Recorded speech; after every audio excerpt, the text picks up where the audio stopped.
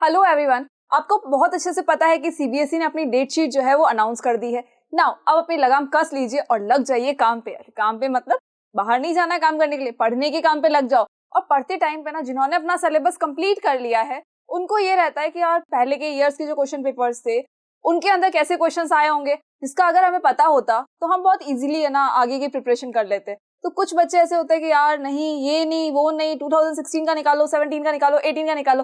तो अब कहीं जाने की जरूरत नहीं है, हम आपके लिए लाए हैं प्रीवियस ईयर के सारे क्वेश्चन, वो भी ईयर वाइज। मतलब आज हम स्टार्ट कर रहे हैं 2020 से, उसके बाद हम 2019, 18, 17, 16 और बहुत सारे ईयर्स के क्वेश्चन पेपर्स जो है हम करने वाले हैं सो दैट कि आपके लिए बहुत इजी हो जाए। एंड ओनली टर्म 2 का सिलेबस हम कंप्लीट करेंगे सो दैट कि आपके लिए वो भी इजी। आपको उसमें डिफरेंशिएट करने की जरूरत नहीं है कि अच्छा मुझे ये नहीं पढ़ना है, अच्छा मुझे सिर्फ ये पढ़ना है। ये क्वेश्चन तो जरूरत ही नहीं है क्योंकि ये चैप्टर तो हमारे एग्जाम में आ ही नहीं रहा है। तो आज हम डिस्कस करने वाले हैं बायोलॉजी के सारे क्वेश्चंस जो कि 2020 के आपके जितने भी सेट्स थे उन सारे सेट्स में आए थे। उन सेट्स में से हम बात करेंगे सेट 1 की सबसे पहले। एंड आपके पास उसके ऊपर एक कोड लिखा होगा, हर एक स्लाइड पे एक कोड लिखा होगा जिसको आपको देखना है सो दैट कि आपको पता रहे कि कौन से पेपर में कौन सा क्वेश्चन आया था। So I Lavina Kumawat welcoming you all at Scoreshala. Now अब पढ़ाई पे लग जाइए, अपनी लगाम कसनी है और बिल्कुल अपने जैसे अपने जंग की तैयारी करते हैं ना सेम वैसे अपने एग्जाम की तैयारी करनी है सो दैट कि आपके मार्क्स जो है वो फुल आउट ऑफ फुल आ जाए। अगर मतलब 100 में से 95 तो हमें लाने ही लाने हैं, वो कहीं नहीं जाने चाहिए आपके मार्क्स। बिकॉज जब इतना सारा पढ़ रहे हैं तो भी मेहनत हमारी रंग भी लाएगी और रंग लाएगी तो मार्क्स भी लेके आएगी। चलिए आ जाइए, तो हम देखते हैं बायोलॉजी के सारे क्वेश्चंस। 2020 में जितने भी क्वेश्चंस बायोलॉजी में आए थे टर्म 2 के, टर्म 2 की बात कर रहे हैं, टर्म 1 की बात नहीं कर रहे हैं हम। तो टर्म 2 के जितने भी क्वेश्चन 2020 के सेट 1 में आए थे हम उसकी बात कर रहे हैं। हम सारे के सारे क्वेश्चन डिस्कस करेंगे सो दैट कि आपको सारे जो पॉइंट्स है वो भी एक बार के लिए क्लियर हो जाए कि कहीं कुछ छूटना बिल्कुल भी नहीं चाहिए। चलिए आ जाइए, हम देखते हैं सबसे पहले हमारे पास जो फर्स्ट क्वेश्चन है वो क्या है। तो हमने उन पेपर्स के जो मल्टीपल चॉइस क्वेश्चंस थे वो भी लिए हैं एंड ये भी लिया है कि अगर कोई थ्योरेटिकल क्वेश्चन है तो आप उसको किस तरह से अटेम्प्ट करने वाले हैं। Our first question is the growing size of the human population is a cause of concern for all people। ठीक है, अभी इतना बड़ा क्वेश्चन देख के ना कंफ्यूज नहीं होना है कि इसको छोड़ दे क्या। अरे नहीं, इसको नहीं छोड़ सकते। क्यों नहीं छोड़ सकते? बहुत वन वर्ड जो आंसर्स होते हैं ना वो इसमें से पूछे गए आपसे। वन वर्ड आंसर वाले जो क्वेश्चंस होते हैं वो इस सारे पैराग्राफ में से पूछे गए। और वो भी पैराग्राफ में ऐसा नहीं है कि ठीक है इंग्लिश के अंदर जो पैसेज आता है उसके अकॉर्डिंग भी हमें पैसेज पढ़ना है, क्वेश्चन देखना है और कहीं अगर वर्ड अगर मैच हो गया तो वो लाइन हमें आंसर में चेप देनी है। अरे नहीं करना है बाबा, अगर ऐसे कर दोगे तो फिर तो सारे ही मार्क्स कट हो जाएंगे। ये सिर्फ एक आइडिया है, जनरल आइडिया है आपके लिए। उसके बाद जो क्वेश्चंस आने वाले हैं उसका आंसर तो आपको याद होगा तो ही आप लिख पाएंगे और आपको पता होना चाहिए किस क्वेश्चन को किस तरह से अटेम्प्ट करना है। इसके अंदर सिर्फ हमें ये चेक करना है पूरे के अंदर कि हमें एक्चुअली किस चीज के बारे में हमारे पास बात की गई है। इसको पढ़ लेते हैं। The growing size of the human population is a cause of concern for all people. The rate of birth and death in a given population will determine its size। अब जो हर एक की ग्रोइंग पॉपुलेशन जो होती है उसके लिए हर कोई लोग जो है ना बहुत कंसर्न हो जाते हैं, मतलब कि हाँ पॉपुलेशन जो है ना वो ग्रो हो रही है। अब पॉपुलेशन जो है वो इतनी ज्यादा क्यों बढ़ रही है, तो भाई ये डिपेंड करता है rate of death and rate of birth पे। कितने लोग जन्म ले रहे हैं और कितने लोग जो है वो मर रहे हैं उसके ऊपर डिपेंड करता है कि आपकी पॉपुलेशन जो है वो इंक्रीज होगी या डिक्रीज होगी। अगर रेट ऑफ बर्थ ज्यादा है as compare to the rate of death तो क्या होगा, आपकी पॉपुलेशन जो है वो इंक्रीज होगी। बिकॉज अगर ज्यादा मेंबर्स का बर्थ हो रहा है और बहुत कम लोग हैं जो मर रहे हैं, इसका मतलब है पॉपुलेशन डेफिनेटली हमारी इंक्रीज होने वाली है। एंड अगर सपोज डेथ रेट ज्यादा है और आपकी जो बर्थ रेट है वो कम है, आपकी मतलब लोगों की जो बर्थ रेट है वो कम है, दैट मीन्स कि क्या होगा, पॉपुलेशन हमारी डिक्रीज हो जाएगी। और अगर दोनों का बैलेंस रहता है दैट मीन्स हमारी पॉपुलेशन भी बैलेंस रहेगी। चलिए, reproduction is the process by which organisms increase their population। reproduction से क्या होता है, स्पीशीज है, कोई भी स्पीशीज है वो अपनी पॉपुलेशन को क्या करती है, इंक्रीज करती है। किसके थ्रू करेगी, रिप्रोडक्शन के थ्रू करेगी। अगर कोई भी स्पीशीज रिप्रोडक्शन नहीं करती है इसका मतलब है उसकी पॉपुलेशन एक टाइम के बाद क्या होगा, खत्म हो जाएगी, एक्सटिंक्ट हो जाएगी। जैसे हमने डोडो पक्षी का नाम सुना था, रिप्रोडक्शन चैप्टर पढ़ा था उस टाइम पे, याद है डोडो पक्षी के बारे में हमने बात की थी। तो वो डोडो पक्षी क्या हुआ, एक्सटिंक्ट हो गया। क्यों हो गया, रिप्रोडक्शन नहीं कर पाया और रिप्रोडक्शन नहीं हुआ तो उसकी पॉपुलेशन जो थी वो एक टाइम के बाद में खत्म होती चली गई। और कोई भी स्पीशीज अगर रिप्रोडक्शन नहीं करेगी तो क्या होगा, आपकी जो पॉपुलेशन है वो खत्म हो जाएगी, उस पर्टिकुलर स्पीशीज की पॉपुलेशन खत्म हो जाएगी। So reproduction is the process by which organisms increase their population. The process of sexual maturation for reproduction is gradual and takes place while general body growth is still growing on. जो maturation होता है, particular कोई भी एक organism है उसकी body जो है वो रिप्रोडक्शन के लिए मैच्योर होती है, एक सर्टेन टाइम के बाद मैच्योर होती है.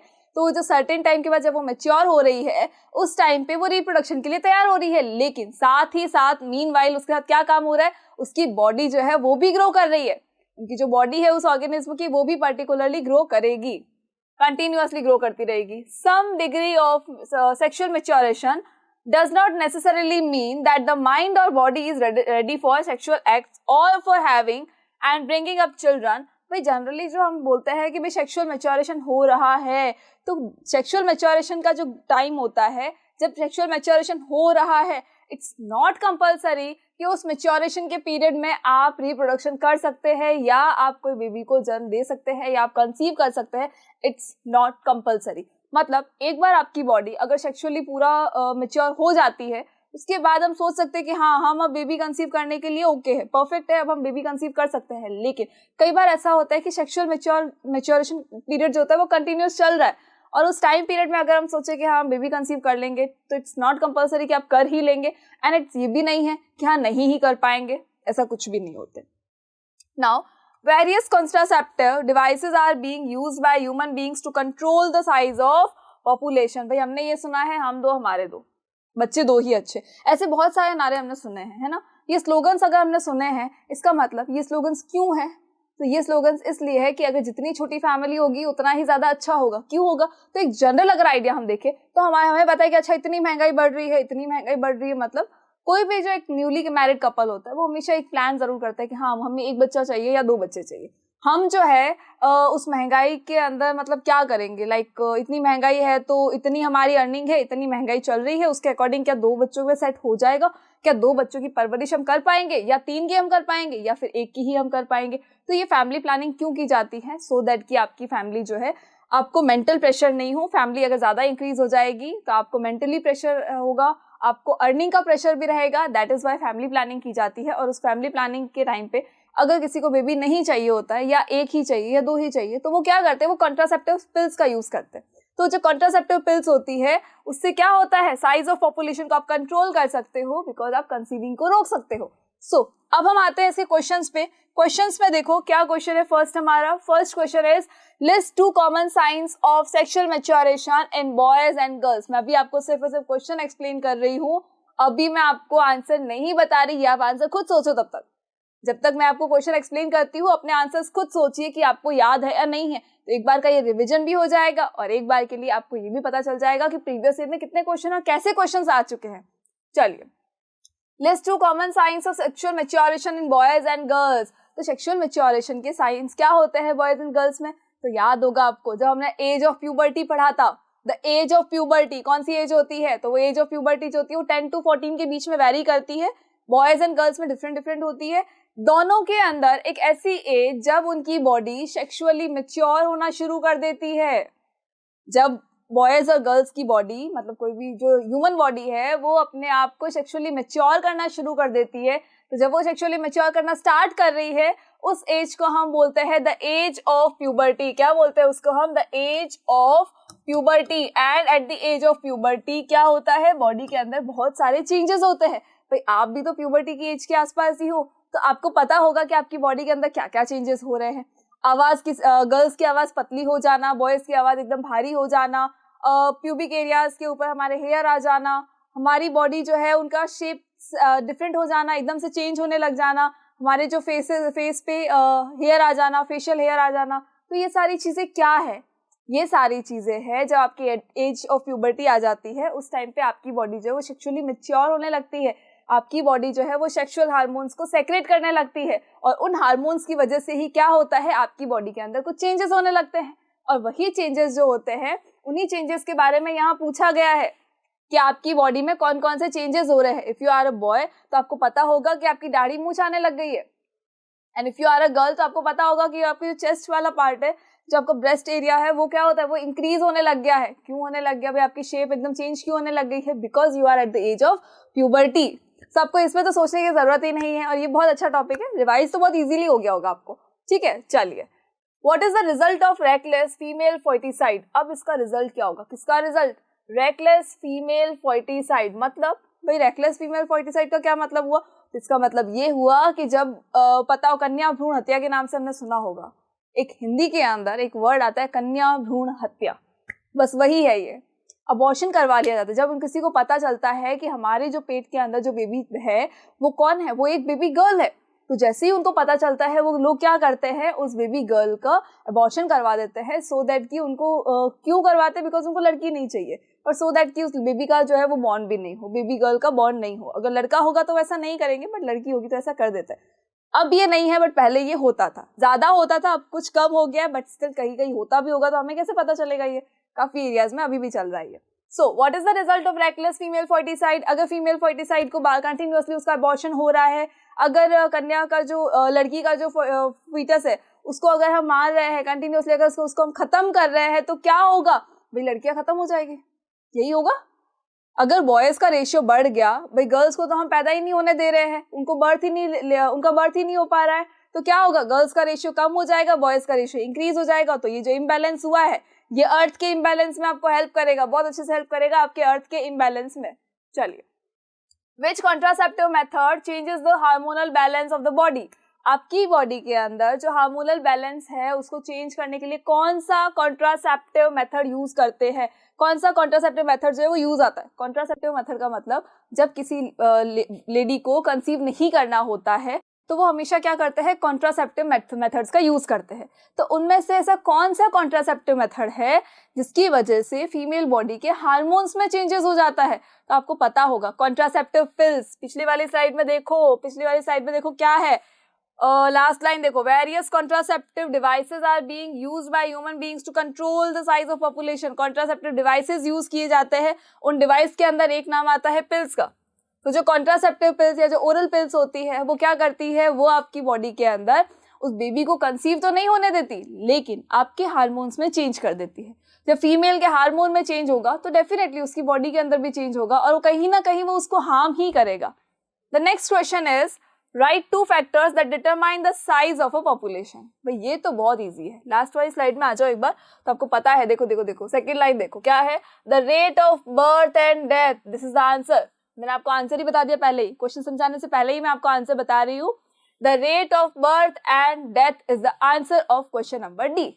ठीक है, कैसे हुआ ये answer, the rate of birth and death in a given population will determine its size. किसकी साइज, पॉपुलेशन की साइज। कौन डिटरमाइन कर रहा है, the rate of birth and rate of death. तो यही तो पूछा है, 2 फैक्टर्स आपको बताने हैं जो किस में हेल्प करते हैं, क्या डिटरमाइन करते हैं, the size of a population. किसी पॉपुलेशन की साइज को जो डिटरमाइन कर रहे हैं वो फैक्टर्स आपको बता रहे हैं। तो कौन से होते हैं, the rate of death and the rate of birth. चलिए अब आते हैं इनके आंसर्स पे। अगेन देखो फर्स्ट क्वेश्चन क्या था, कॉमन साइंस।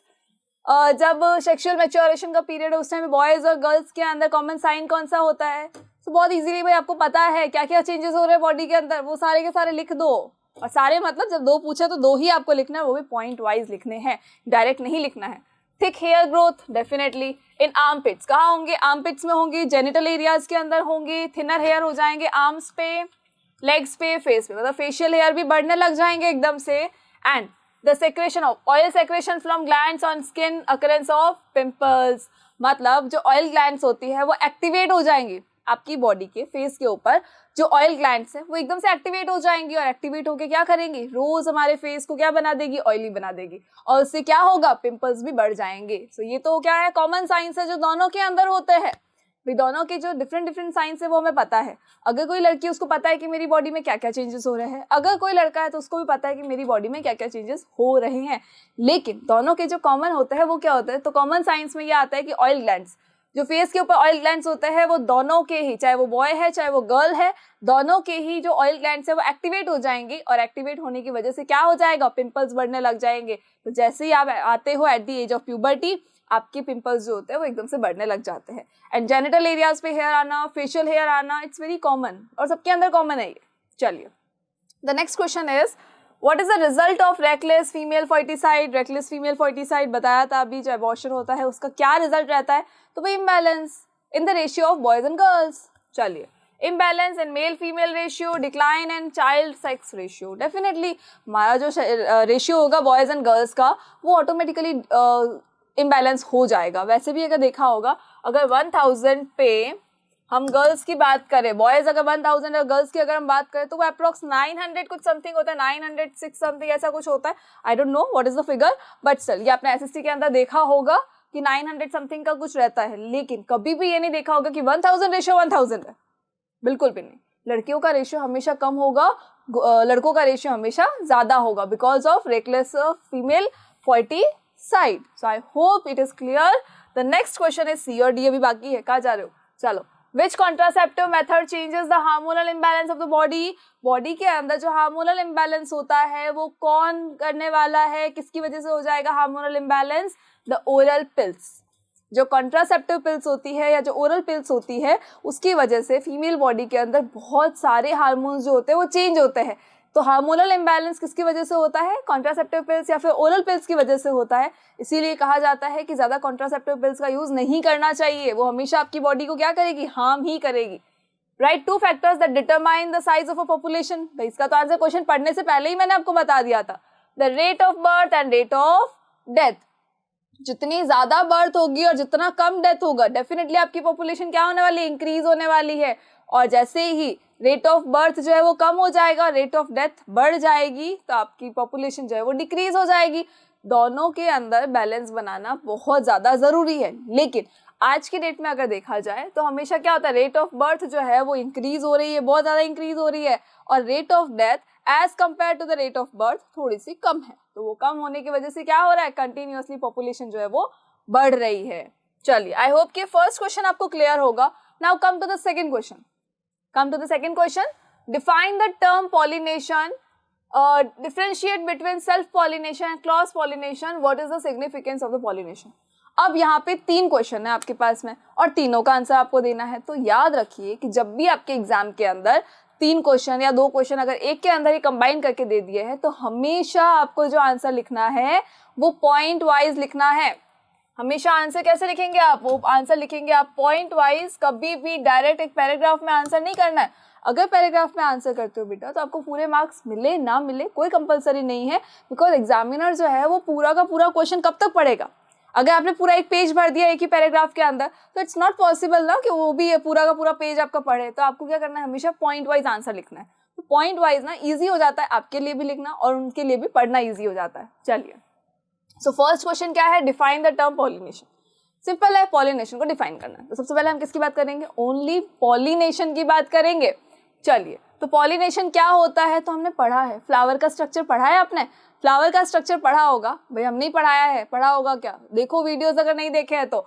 सो फ्लावर के स्ट्रक्चर में हमने क्या देखा था कि जो मेल गमेट था वो फीमेल गमेट तक कैसे पहुंच रहा था?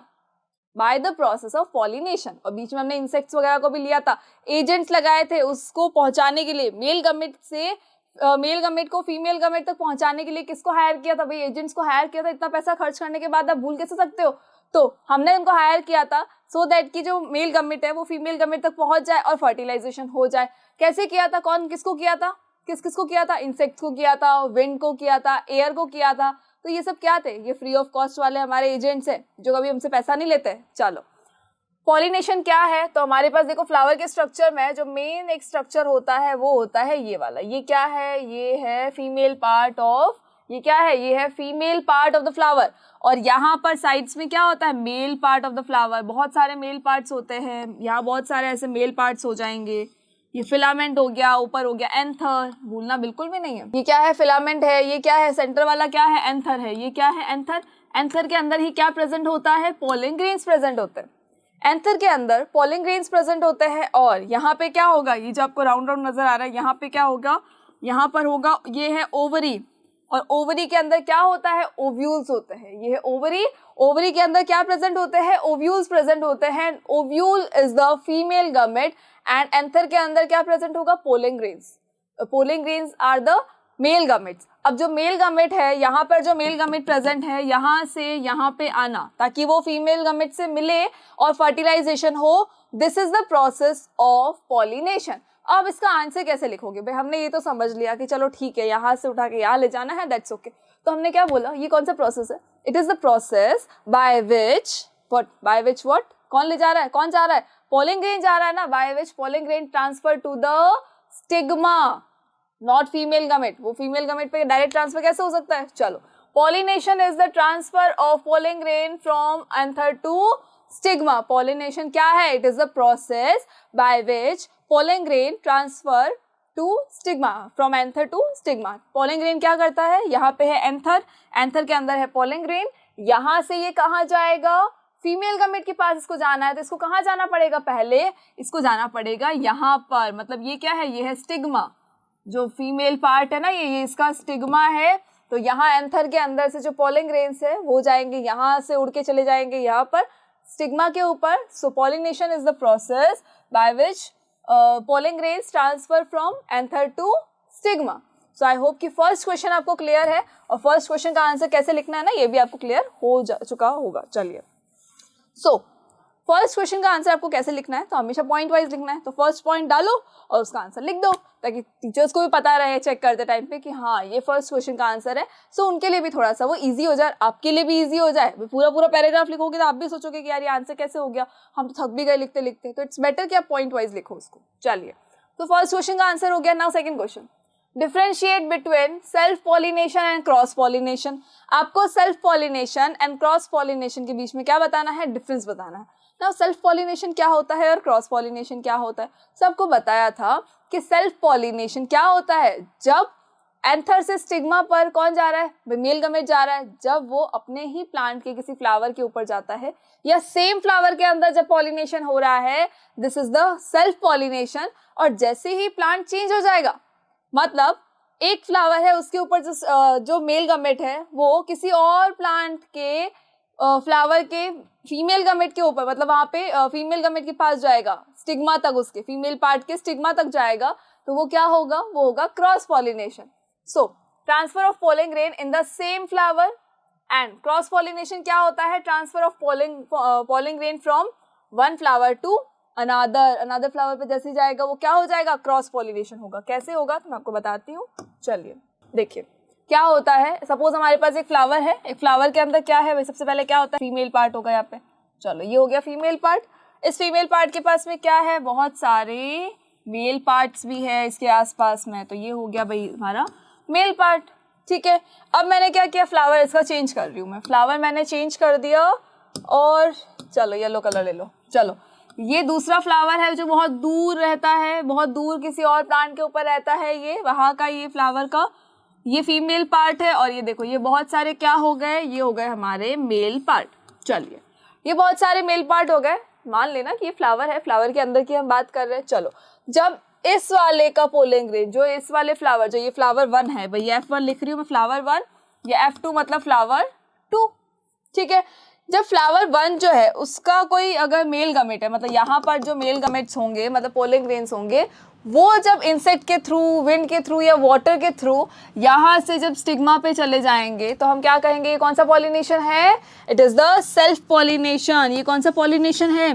ये है सेल्फ पॉलिनेशन, जहाँ इन्होंने खुद में सारा काम कर लिया, इनको किसी और की रिक्वायरमेंट हुई ही नहीं, किसी और प्लांट की रिक्वायरमेंट नहीं हुई, किसी और फ्लावर की रिक्वायरमेंट नहीं थी, खुद में इन्होंने काम कर लिया। सेल्फ पॉलिनेशन है, मतलब अपने ही फ्लावर के भाई एंथर से लिया पोलिंग ग्रेन को और स्टिग्मा के ऊपर रख दिया। तो ये क्या था? ये था सेल्फ पॉलिनेशन, ठीक है। अब आ जाओ क्रॉस पॉलिनेशन पे। Second one is the cross pollination. Cross pollination क्या होता है? तो क्रॉस पॉलिनेशन ये होता है कि भाई अगर यहाँ का कोई स्टिग्मा है, पोलिंग ग्रेन है, स्टिग्मा नहीं है, पोलिंग ग्रेन है, ठीक है।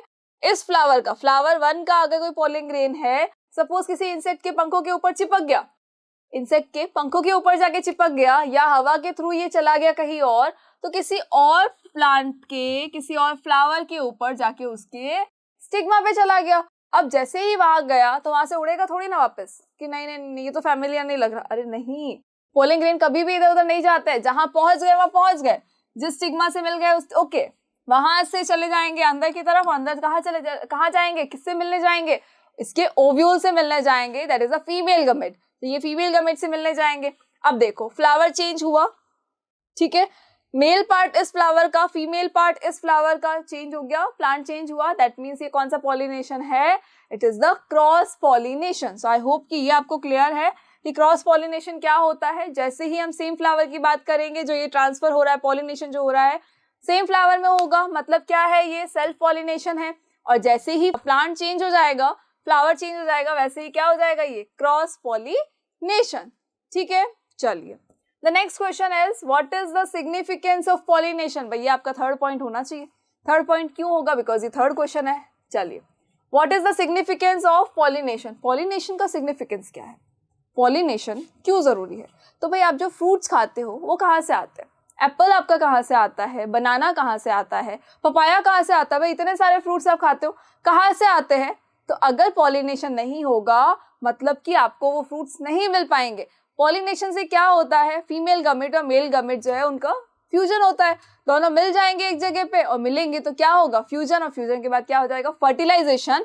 तो वो जो फर्टिलाइजेशन होगा उसकी वजह से जो ओवरी है वो फ्रूट में कन्वर्ट हो जाएगी और जो ओव्यूल्स थे वो सीड में कन्वर्ट हो जाएंगे, सो दैट कि आप नया एक और प्लांट लगा सको। That is why pollination is the most important thing. अगर पॉलिनेशन नहीं होगा फ्रूट्स नहीं मिल पाएंगे। So pollination leads to fertilisation resulting in the formation of zygote. क्या होता है, पॉलिनेशन क्या करता है, फर्टिलाइजेशन में हेल्प करता है, सो दैट कि रिजल्ट में क्या हो जाए, किसका फॉर्मेशन हो जाए, जाइगोट का फॉर्मेशन हो जाए। और हमें तो ये पता है जाइगोट के बाद क्या बनने वाला है, हमारा फ्रूट बनने वाला है। जो मीठे मीठे फ्रूट मिल जाते हैं ना आपको, वो फ्रूट बनने वाला है। भाई अगर ये नहीं होगा ना तो आम भी नहीं मिलेंगे। अभी एग्जाम के बाद जो आम खाने का मन होगा ना, एग्जाम आ रहे हैं लेकिन अभी तो चलो किताबों में लगे हुए हो, जैसे एग्जाम खत्म हो गया जैसे आम खाने का मन होगा, तो वो पॉलिनेशन नहीं होगा तो आम कहाँ से लाओगे। पॉलिनेशन होगा तभी तो फर्टिलाइजेशन होगा, और फर्टिलाइजेशन होगा तभी तो आपको आम मिलेंगे। चलिए, so pollination leads to fertilisation resulting in the formation of zygote. ठीक है, आप ये भी लिख सकते हो साथ में कि ये किसका फॉर्मेशन करता है, इसकी वजह से किसका फॉर्मेशन होता है, फ्रूट्स का फॉर्मेशन होता है एंड सीड्स का फॉर्मेशन होता है। सीड्स क्यों चाहिए भाई, नेक्स्ट आगे और प्लांट लगाने पड़ेंगे ना, एक ही प्लांट से कोई सारी दुनिया तो उसमें से फ्रूट्स ले नहीं सकती, बहुत सारे प्लांट्स चाहिए हमें। इसके लिए सीड्स भी हमें कहाँ से मिलेंगे, पॉलिनेशन की वजह से ही मिलेंगे। जो ओव्यूल्स होंगे वो कन्वर्ट हो जाएंगे सीड्स में, और जो ओवरी है वो कन्वर्ट हो जाएगी फ्रूट में। चलिए देखो, यहाँ जो ये ओवरी नजर आ रही है ना, ये कन्वर्ट किस में हो जाएगी, फ्रूट में कन्वर्ट हो जाएगी। इसके अंदर जो ओव्यूल्स होंगे वो मिल जाएंगे किससे, आपके पोलन ग्रेन से मिल गए, और पोलन ग्रेन से मिलकर क्या बना देंगे, सीड्स बना देंगे। चलिए, the next question is what are homologous structures, give an example. Is it necessary that homologous structures always have a common ancestors, justify your answer. ठीक है, अब इतना बड़ा क्वेश्चन देखे ना, कभी भी नहीं घबराना है, हमेशा ये देख के नहीं छोड़ देना है उसको कि यार 3 क्वेश्चन एक साथ है, 4 है, 5 है, तो इसको देख के बिल्कुल भी नहीं घबराना है। बहुत ईजी चीज़ है, बहुत सिंपल है भाई, सब कुछ आपने पढ़ रखा है। जब आपने बायोलॉजी के सारे चैप्टर्स पढ़े हैं जो टर्म 2 में आ रहे हैं, तो फिर इनमें क्या प्रॉब्लम है, ये तो बहुत ईजी है। चलिए, so first question is what are homologous structures. हमेशा याद रखना, एक एक करके फिर इनका आंसर देना, साथ में कभी इनका आंसर नहीं देना वरना खिचड़ी बन जाएगी, और उस खिचड़ी के ना फिर मार्क्स नहीं मिलते हैं। हमेशा जो आप सिस्टमेटिक आंसर देते हो ना, सिर्फ उसी के मार्क्स मिलते हैं। जो पूरा मिक्स एंड मैच कर देते हो ना पूरा का पूरा, तो उस खिचड़ी के मार्क्स कभी नहीं मिलेंगे। बेलपूड़ी बना दोगे तो मार्क्स कोई नहीं देगा, ठीक है, वो फिर आपके मैम फिर अंडा ही देगी उसके अंदर भी। चलो, what are homologous structure, homologous structures क्या होते हैं, तो बताया था होमोलोगस स्ट्रक्चर क्या होते हैं। Homologous structures are those which have similar basic structure. Homologous structure कौन सा होता है, जिनके अंदर सिमिलर बेसिक स्ट्रक्चर होगा। मतलब हाथ है, ठीक है, सबके हैंड्स होता है, भले ही उनका काम डिफरेंट डिफरेंट है, लेकिन इनके अंदर की जो बोन्स है ना, उन बोन का स्ट्रक्चर बिल्कुल ही सिमिलर होगा, मतलब मीनवाइल थोड़ा थोड़ा सिमिलर हो सकता है। चलिए, and origin but perform different function. उनका ओरिजिन भी सिमिलर होगा, स्ट्रक्चर भी सिमिलर होगा, लेकिन उनके फंक्शंस जो है वो डिफरेंट डिफरेंट होंगे। तो देखो यहाँ देखो, ये क्या है, ये ह्यूमन का हैंड है, ये डॉग का है। क्या डॉग भी हाथों से खाना खाते हैं क्या डॉग भी अपने हाथ से कोई भी चीज पकड़ के यहाँ से वहां रख देते हैं? बिल्कुल भी नहीं रखते, लेकिन उनका देखो स्ट्रक्चर बिल्कुल सेम है। यहाँ देख लो, बर्ड का जो है, ये जो विंग होता है बर्ड का, वेल का देख लो, भाई वेल तो बाहर ही नहीं आती पानी में से, तो पानी में से बाहर नहीं आती तो उसको क्या हाथों की जरूरत है क्या कि ये यहाँ से उठाएगी वहां रखेगी, बुक्स भी खोलेगी, पेन पकड़ेगी? नहीं ना, बिल्कुल भी जरूरत नहीं है उसको। तो भी इसका देखो स्ट्रक्चर देखो बिल्कुल सिमिलर लग रहा है। यहाँ एक बोन है, देखो यहाँ भी एक बोन है, यहाँ भी एक बोन है, उसके बाद देखो बोन आगे जाके क्या हो रही है, 2 पार्ट में डिवाइड हो रही है। तो हमारे भी देखो यहाँ की जो बोन होती है वो एक होती है, सिंगल होती है, बट यहाँ की जो बोन होती है वो 2 पार्ट में डिवाइडेड होती है। पता होगा कौन सी होती है, बताओ बताओ, याद करो कौन सी होती है, बताया था रेडियस अल्ना होती है ना, यहाँ रेडियस और अल्ना होती है। तो रेडियस अल्ना क्या है, 2 बोन्स होती है, देखो यहाँ एक व्हाइट वन, यहाँ पे एक रेड वन, यहाँ भी देखो एक white one red one, again white red हो गया। यहाँ जो देखो ये जो हमारी रिस्ट है, रिस्ट के ऊपर जो बोन्स होती है वो भी देखो कॉमन है, ये देखो येलो येलो जो आपको नजर आ रहा है, सबके अंदर देखो सिमिलर है। उसके बाद जो ये आपकी 5 फिंगर्स है, ये फिंगर्स के अंदर जो बोन्स है ना वो भी चेक कर लो, देखो 1 2 3 4 5, यहाँ भी इसके अंदर भी इसके पास 5 है, इसके पास भी अगर आप चेक करोगे ना तो ये फिंगर्स लाइक स्ट्रक्चर बने हुए हैं। इसमें भी देख लो, ये देखो ये फिंगर लाइक स्ट्रक्चर्स बने हुए हैं। तो ये क्या है, पूरा का पूरा बेसिक स्ट्रक्चर जो है वो सिमिलर है। अगर बेसिक स्ट्रक्चर सिमिलर है तो ओरिजिन भी सिमिलर होगा। होमोलोगस स्ट्रक्चर हमेशा यही बोलते हैं कि बेसिक स्ट्रक्चर सिमिलर होगा, ओरिजिन सिमिलर होगा, लेकिन उनके फंक्शंस अलग अलग होंगे। भाई डॉग जो है वो चलने के काम में लेता है अपने हाथों को, हम कोई भी चीज पकड़ने के, किसी को मारने के काम में लेते हैं, बिल्कुल। सो व्हेल क्या करती है, तैरने के काम में लेती है। तो ये क्या है, सबका फंक्शन डिफरेंट डिफरेंट हो गया, लेकिन उनका बेसिक स्ट्रक्चर और उनका ओरिजिन जो है वो बिल्कुल ही सिमिलर है।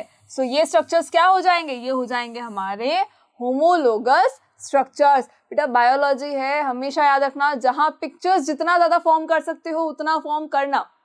अगर नहीं बन पा रही है that is okay, but still कोशिश करो कि बनाओ। अब ये तो बहुत ईजी है, एक बोन बनानी है, फिर 2 बोन बनानी है, फिर रिस्ट बोन बनानी है, उसके बाद में हैंड्स में वो आपकी फिंगर्स वाली बोन्स बना देनी है, बहुत ईजी है ये तो। चलिए सो वापस आ जाओ पहले पे।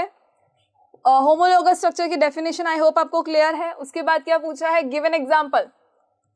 एग्जांपल हमने दे दिया, अभी तो दिया, four limbs of reptiles, four limbs ले लो रेप्टाइल्स के, या फिर ले लो एम्फीबियंस ले लो, ह्यूमन के विंग्स, ह्यूमन के हैंड ले लो, विंग्स ले लो बर्ड का, व्हेल का विंग ले लो, डॉग का क्या ले लो, आगे का 4 लिम्ब ले लो। तो ये सब क्या है, ये एग्जांपल्स ही तो है। चलिए now, is it necessary that homologous structures always have a common ancestors? तो अभी बेटा जब हमने होमोलोगस स्ट्रक्चर पढ़ा तो हमने क्या कहा कि होमोलोगस स्ट्रक्चर्स वो स्ट्रक्चर्स होते हैं जिनके बेसिक स्ट्रक्चर सिमिलर होंगे एंड ओरिजिन भी सिमिलर होगा। बेसिक स्ट्रक्चर सिमिलर है और ओरिजिन सिमिलर है, तो भाई ओरिजिन अगर सिमिलर है, सेम जगह से आए हैं, तो क्या एंसेस्टर्स सेम नहीं होंगे?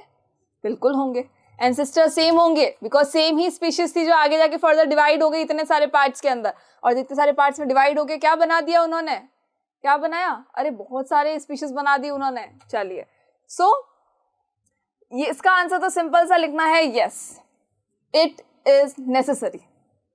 क्यों है, तो होमोलोगस स्ट्रक्चर जो भी होगा उसका ओरिजिन जो है वो सिमिलर होगा। सो चेंज होगा तो क्या होगा, फंक्शन डिफरेंट डिफरेंट क्या होंगे, ओनली फंक्शन, ओरिजिन सेम होगा, बेसिक स्ट्रक्चर बिल्कुल ही सिमिलर होगा। चलिए तो इसका आंसर तो सीधा सीधा लिखना है yes. Next one is justify your answer. अब यस लिखने के बाद में भी ना मतलब मैम नंबर नहीं देगी आपको जब तक आप इसको आंसर को जस्टिफाई नहीं करोगे कि क्यों हुआ। कि मैम मतलब आपको नंबर ऐसे तो नहीं देने वाली है, तो आपको भी पढ़ना है, आपको भी नंबर अपने जो है ना वो छोड़ने नहीं है कि आप कुछ भी पूछ लो, हमें सब कुछ आता है क्योंकि हमने ऑलरेडी स्कोरशाला से पढ़ा हुआ है। चलिए, similarity in basic designs of the structure indicates that their ancestors were common. जैसे ही सिमिलैरिटी जो है इनके अंदर, इनका जो बेसिक स्ट्रक्चर बिल्कुल सिमिलर है, सेम है, तो भाई इतनी सारी सिमिलैरिटीज है तो फिर क्यों नहीं होगा एंसेस्टर सेम। भाई अगर हमने बोला है कि भाई ये देखो ये स्ट्रक्चर इनका सेम आ रहा है, अगर ये स्ट्रक्चर सेम आ रहा है दैट मीन्स कि हमारे एंसेस्टर्स जो थे वो सेम थे। कोई एक सिंगल स्पीशीज ऐसी थी बहुत टाइम पहले जो आगे जाके चेंज हो के उन्होंने बहुत सारी स्पीशीज बना दी, लेकिन हमारे एंसेस्टर्स जो है वो सेम है। क्यों है, सिमिलैरिटी की वजह से है। भाई अगर स्ट्रक्चर सेम है ना, बेसिक डिजाइन अगर हमारा सिमिलर है, दैट मीन्स कि ये क्या इंडिकेट करता है, ये इंडिकेट करता है कि हमारे एंसेस्टर्स जो है वो डिफरेंट नहीं हो सकते, हमारे एंसेस्टर्स भी सिमिलर है। ठीक है, तो आई होप कि आपको ये क्वेश्चन समझ में आ गया होगा। क्वेश्चन का आंसर कैसे लिखना है तो आपको पता है, हमेशा पॉइंट वाइज और पिक्चर से भरा हुआ होना चाहिए, आपकी नोटबुक पिक्चर से भरी होनी चाहिए। जहां नहीं भी बोला है, अगर आप बना सकते हो, आपको याद आ रहा है कुछ कुछ, तो पिक्चर्स बनाओ। अगर पिक्चर्स बनाओगे ना तो नंबर आपको ज्यादा मिलेंगे। पिक्चर्स जैसे ही बना देते हो तो टीचर्स को अच्छा इसको आता है, तो हो सकता है कि थोड़ा थोड़ा पढ़े और फिर नंबर दे दे कि हाँ इसको आता है, पूरा पूरा नंबर लिख दो। अरे नंबर ऐसे ही मिलते हैं बेटा सारे के साथ। बायोलॉजी में तो अगर आप पिक्चर्स नहीं बनाओगे इसका मतलब है कि सिर्फ थ्योरी आती है आपको, आपने समझा कुछ नहीं है, और अगर आपने समझा है इसका मतलब है पिक्चर्स बनानी है। डायग्राम्स बहुत इंपॉर्टेंट है बायोलॉजी में। चलिए, the next question is what is the law of dominance of traits. Dominance तो पता होगा क्या है, डोमिनेटिंग ट्रेट्स कौन से होते हैं, याद करो बिल्कुल। रिसेसिव ट्रेट्स, डोमिनेटिंग ट्रेट्स, सारे बताए थे। एक्सप्लेन विद एन एग्जाम्पल, भाई law of dominance of traits कौन सा है और एग्जाम्पल्स को एक्सप्लेन करना। उससे पहले हम ये देख लेते हैं कि डोमिनेंट ट्रेट्स कौन से होते हैं और रिसेसिव ट्रेट कौन से होते हैं। तो याद करो जियान और नोबिता को। जियान क्या था, डोमिनेटिंग था। जियान बहुत डोमिनेटिंग था, भाई डोमिनेटिंग है, वो तो आज भी डोमिनेटिंग है। और नोबिता क्या था, रिसेसिव। तो मतलब नोबिता क्या हो गया, रिसेसिव ट्रेट हो गया। कैरेक्टर और ट्रेट पता होगा। If your eyes is a character, तो मतलब उसका जो कलर होंगे जितने भी, वो सारे क्या हो जाएंगे, ट्रेट्स होंगे उनके। मतलब ब्लैक, ब्लू, ब्राउन, ये सारे क्या हो जाएंगे, हमारे ट्रेट्स होंगे। चलिए, law of dominance of traits क्या होता है, कौन सा लॉ था, तो मेंडल का हमने एक्सपेरिमेंट पढ़ा था। मेंडल के एक्सपेरिमेंट में क्या लिया था, मटर के दाने लिए थे, मटर के पौधे लिए थे, और मटर के पौधों के अंदर हमने एक लॉ ऑफ डोमिनेंस देखा था कि कोई भी अगर रिसेसिव ट्रेट वाला अगर आप कोई प्लांट लेते हो और एक अगर आप लेते हो डोमिनेटिंग ट्रेट वाला प्लांट, दोनों का जब क्रॉस करवाया जाएगा तो हमेशा जो डोमिनेटिंग वाला है ट्रेट वही अपने आप को रिप्रेजेंट करेगा। रिसेसिव वाला कभी भी अपने आप को रिप्रेजेंट नहीं कर सकता। This is a law of dominance. So answer में आप क्या लिखेंगे, law of dominance of trait. क्या लिखना है, इन अ क्रॉस, जब आप क्रॉस करवाते हो दो प्लांट्स का between a pair of contrasting characters. Contrasting characters का मतलब, सपोज मैंने बोला कि मुझे लेनी है length, length is a character, और लेंथ के अंदर मैं बोलूं एक को मैंने लिया शॉर्ट, एक को मैंने लिया tall, these are traits. Length is a character, but उसके अंदर जब दो चीजें ले रहे हो, एक छोटा है एक बड़ा है, कॉन्ट्रास्ट है, दैट मीन्स ये दोनों क्या है, ये ट्रेट्स है। तो आपको पेयर कौन सा लेना है, कॉन्ट्रास्टिंग ट्रेट्स का ही लेना है। ऐसा नहीं कि लॉन्ग लॉन्ग ले रहे हो, बिल्कुल नहीं ले सकते। लॉन्ग लिया तो शॉर्ट लेना, मतलब अपोजिट लेना है हमेशा हमें। अपोजिट का एक पेयर लेना है कैरेक्टर का। Only one parental character will be expressed in F1 generation, which is called dominant trait, and the other is called recessive trait. Recessive trait कौन सा है, dominating trait कौन सा है, मैं आपको भी बता देती हूँ क्या होगा। देखो होगा क्या, भाई हमने बोला कि सबसे पहले हम कौन सा ले रहे हैं, टॉल वाला ले रहे हैं। तो टॉल वाला लोगे तो क्या होगा, टीटी होगा इसका जीन। और अगर शॉर्ट वाला लोगे तो भाई क्या होगा, small T small T. Small T small T क्यों लिया, बिकॉज ये रिसेसिव ट्रेट है, ये रिसेसिव ट्रेट है। और ये कौन सा है, ये डोमिनेटिंग है। भाई ये हमारा है डोमिनेटिंग ट्रेट, ये हमारा है रिसेसिव ट्रेट। अब दोनों का करवा दो, क्या करवाना है, क्रॉस करवाना है। तो जैसे ही आप इन दोनों का क्रॉस करवाओगे तो जितने भी प्लांट्स हमें मिलेंगे, भाई सबसे पहले हम क्या करते हैं, इनको 2 पार्ट में डिवाइड करते हैं, इनको लिखते हैं टीटी। आपको पूरा बता देती हूँ मैं आपको। चलो, इनको हमने क्या किया, 2 पार्ट में डिवाइड किया, ये हो गया कैपिटल टी, ये भी हो गया कैपिटल टी। बिकॉज हमें क्या करना होता है, 50-50% कैरेक्टर्स लेने होते हैं ना। तो 50-50% कैरेक्टर्स कहाँ से आएंगे, 50% फ्रॉम मदर, 50% फ्रॉम फादर। अगर दोनों से दो ले लेना तो हमारे 200% हो जाएंगे, एंड इट्स नॉट पॉसिबल। चलिए, सो जब इसका क्रॉस से करवाया तो बना कैपिटल टी स्मॉल टी, इसका क्रॉस करवा दो capital T small T, again देख लो इसका भी करवा दो इसके साथ कैपिटल टी स्मॉल टी, और ये भी देख लो। चलो ये कहाँ गया, ये आएगा आपका इसके साथ जाएगा, ठीक है, ये जाएगा इसके साथ, ये भी क्या आ जाएगा, कैपिटल टी स्मॉल टी। चलो, तो ये क्या हो गया, देखो यहाँ कैपिटल टी शो होगा, यहाँ कैपिटल टी शो होगा, capital T capital T. Visible कौन सा ट्रेट होने वाला है, कैपिटल टी, बिकॉज ये क्या है, ये डोमिनेटिंग ट्रेट है, डोमिनेंट ट्रेट है ये।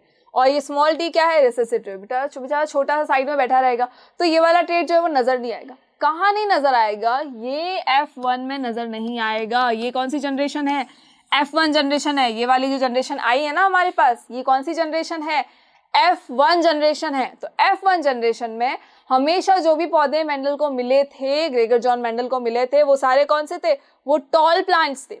वो टॉल क्यों मिले थे, बिकॉज टॉल जो ट्रेट है, टॉल वाला जो ट्रेट है वो क्या है, वो डोमिनेंट ट्रेट है। और जो स्मॉल वाला है वो क्या है, वो रिसेसिव ट्रेट है। तो स्मॉल टी हो गया रिसेसिव ट्रेट, और जो डोमिनेंट ट्रेट है वो कौन सा होगा, कैपिटल टी। मतलब कि जो लॉन्ग वाला है ना, लॉन्ग वाला प्लांट, तो जैसे ही आप लॉन्ग वाले प्लांट को शॉर्ट वाले प्लांट से क्रॉस करवाओगे तो एट लास्ट आपको जो प्लांट्स मिलेंगे वो हमेशा टॉल ही मिलेंगे। F1 जनरेशन में तो टॉल ही मिलेंगे, भले ही स्मॉल टी वाला जो जीन है, मतलब जो शॉर्ट प्लांट वाला जीन है वो उसके अंदर प्रेजेंट है, लेकिन वो अपने आप को एक्सप्रेस नहीं करेगा, अपने आप को रिप्रेजेंट नहीं करेगा, तो आपको पता भी नहीं चलेगा कि इसके अंदर प्रेजेंट है या नहीं है।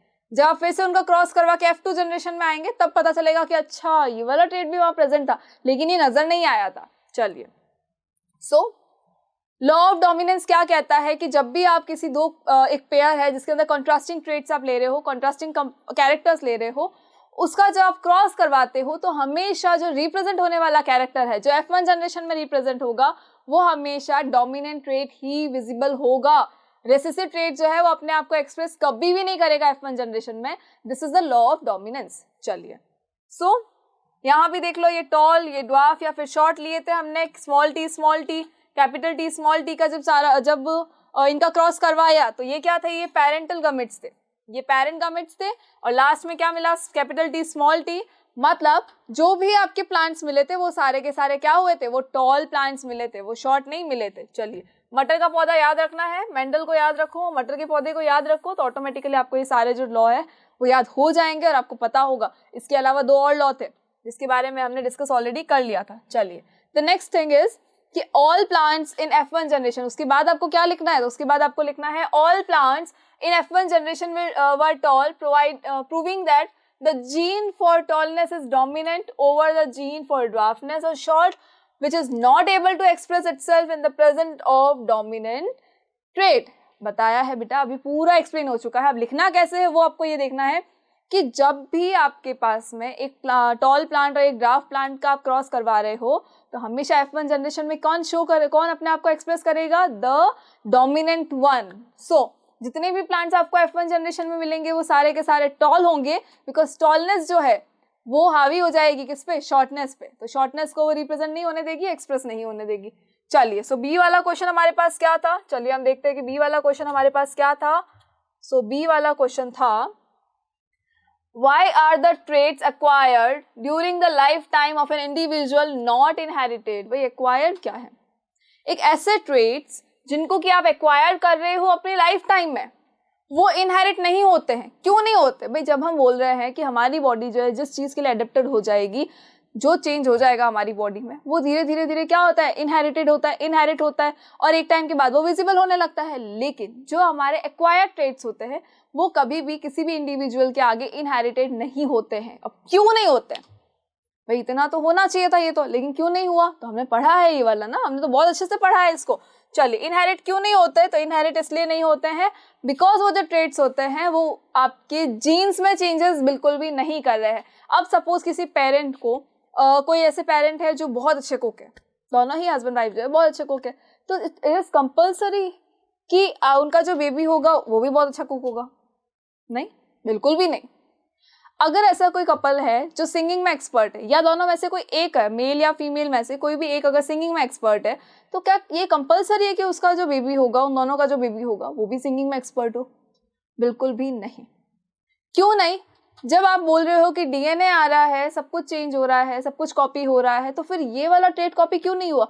बिकॉज ये एक्वायर्ड ट्रेट था, ये हमें बर्थ से ही नहीं मिला था, ये हमने सीखा था।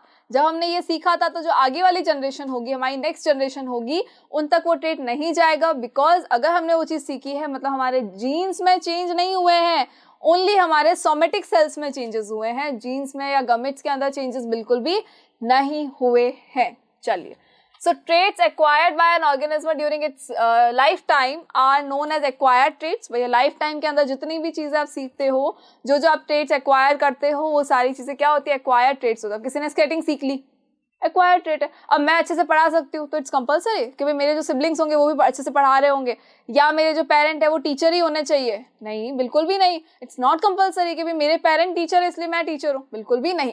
या अगर मुझे पढ़ाना आता है तो हो सकता है कि मेरी जो नेक्स्ट जनरेशन होगी उसको भी अच्छे से पढ़ाना आएगा? बिल्कुल भी नहीं, ये पॉसिबल नहीं है, बिकॉज ये एक्वायर्ड ट्रेट है। और जब ये एक्वायर्ड ट्रेट है इसका मतलब है कि वो इनहेरिट नहीं होगा। वही कभी पेरेंट्स को बोलते हुए सुना होगा ना कि विद्या एक ऐसा धन है जो कभी भी किसी को आगे दिया नहीं जा सकता, कोई आपसे चुरा नहीं सकता, कोई आपसे ले नहीं सकता। तो भाई जितना आप पढ़ रहे हो, इट्स नॉट कंपलसरी कि आपके आगे वाली जनरेशन के दिमाग में भी ये सारी चीज़ें होंगी, बिल्कुल भी नहीं होंगी, ये पॉसिबल ही नहीं है। क्यों पॉसिबल नहीं है भाई? आपने जो चीज़ें एक्वायर्ड की वो आपके पास ही रहेगी, वो किसी और के पास नहीं जा सकती। चलिए, so these traits are not inherited because के बाद वाला आंसर बहुत अच्छे से रट लेना, अच्छे से याद कर लेना इसको। दे अकर इन सोमेटिक सेल्स ओनली, सिर्फ और सिर्फ सोमेटिक सेल्स में होते हैं। अब भाई सोमेटिक सेल्स क्या भला है? तो सोमेटिक सेल्स ओनली हमारे गमिट्स को छोड़ दो, जो हमारे रिप्रोडक्टिव सेल्स होते हैं उनको छोड़ दो, तो बाकी जितने भी हमारी बॉडी में सेल्स है वो सारे ही क्या है, सोमेटिक सेल्स है। हमारी जो स्किन है सोमेटिक सेल में आती है, फेस है हमारा सोमेटिक सेल में आता है। बॉडी के अंदर सिर्फ एक रिप्रोडक्टिव सेल को छोड़ना है, गमिट्स को छोड़ना है, बाकी जितने भी सेल्स है हमारे बॉडी के अंदर सारे के सारे सोमेटिक सेल्स है। मतलब अगर सपोज कहीं मेरे घाव हो गया ना, यहाँ पे अगर हाथ में, अगर मैं कहीं गिर विर गई और मेरे हाथ में अगर घाव हो जाता है बाई चांस, तो ये आगे की जनरेशन में इनहेरिट नहीं होगा भाई, ये तो मेरे सोमेटिक सेल में हुआ है, जीन में थोड़ी ना हुआ है। तो आपको पता होगा जो भी कैरेक्टर ट्रांसफर होता है आगे से आगे, वो सिर्फ और सिर्फ जीन लेके जाता है, डीएनए लेके जाता है। कैसे भूल जाते हो बेटा, याद रखा करो हर चीज।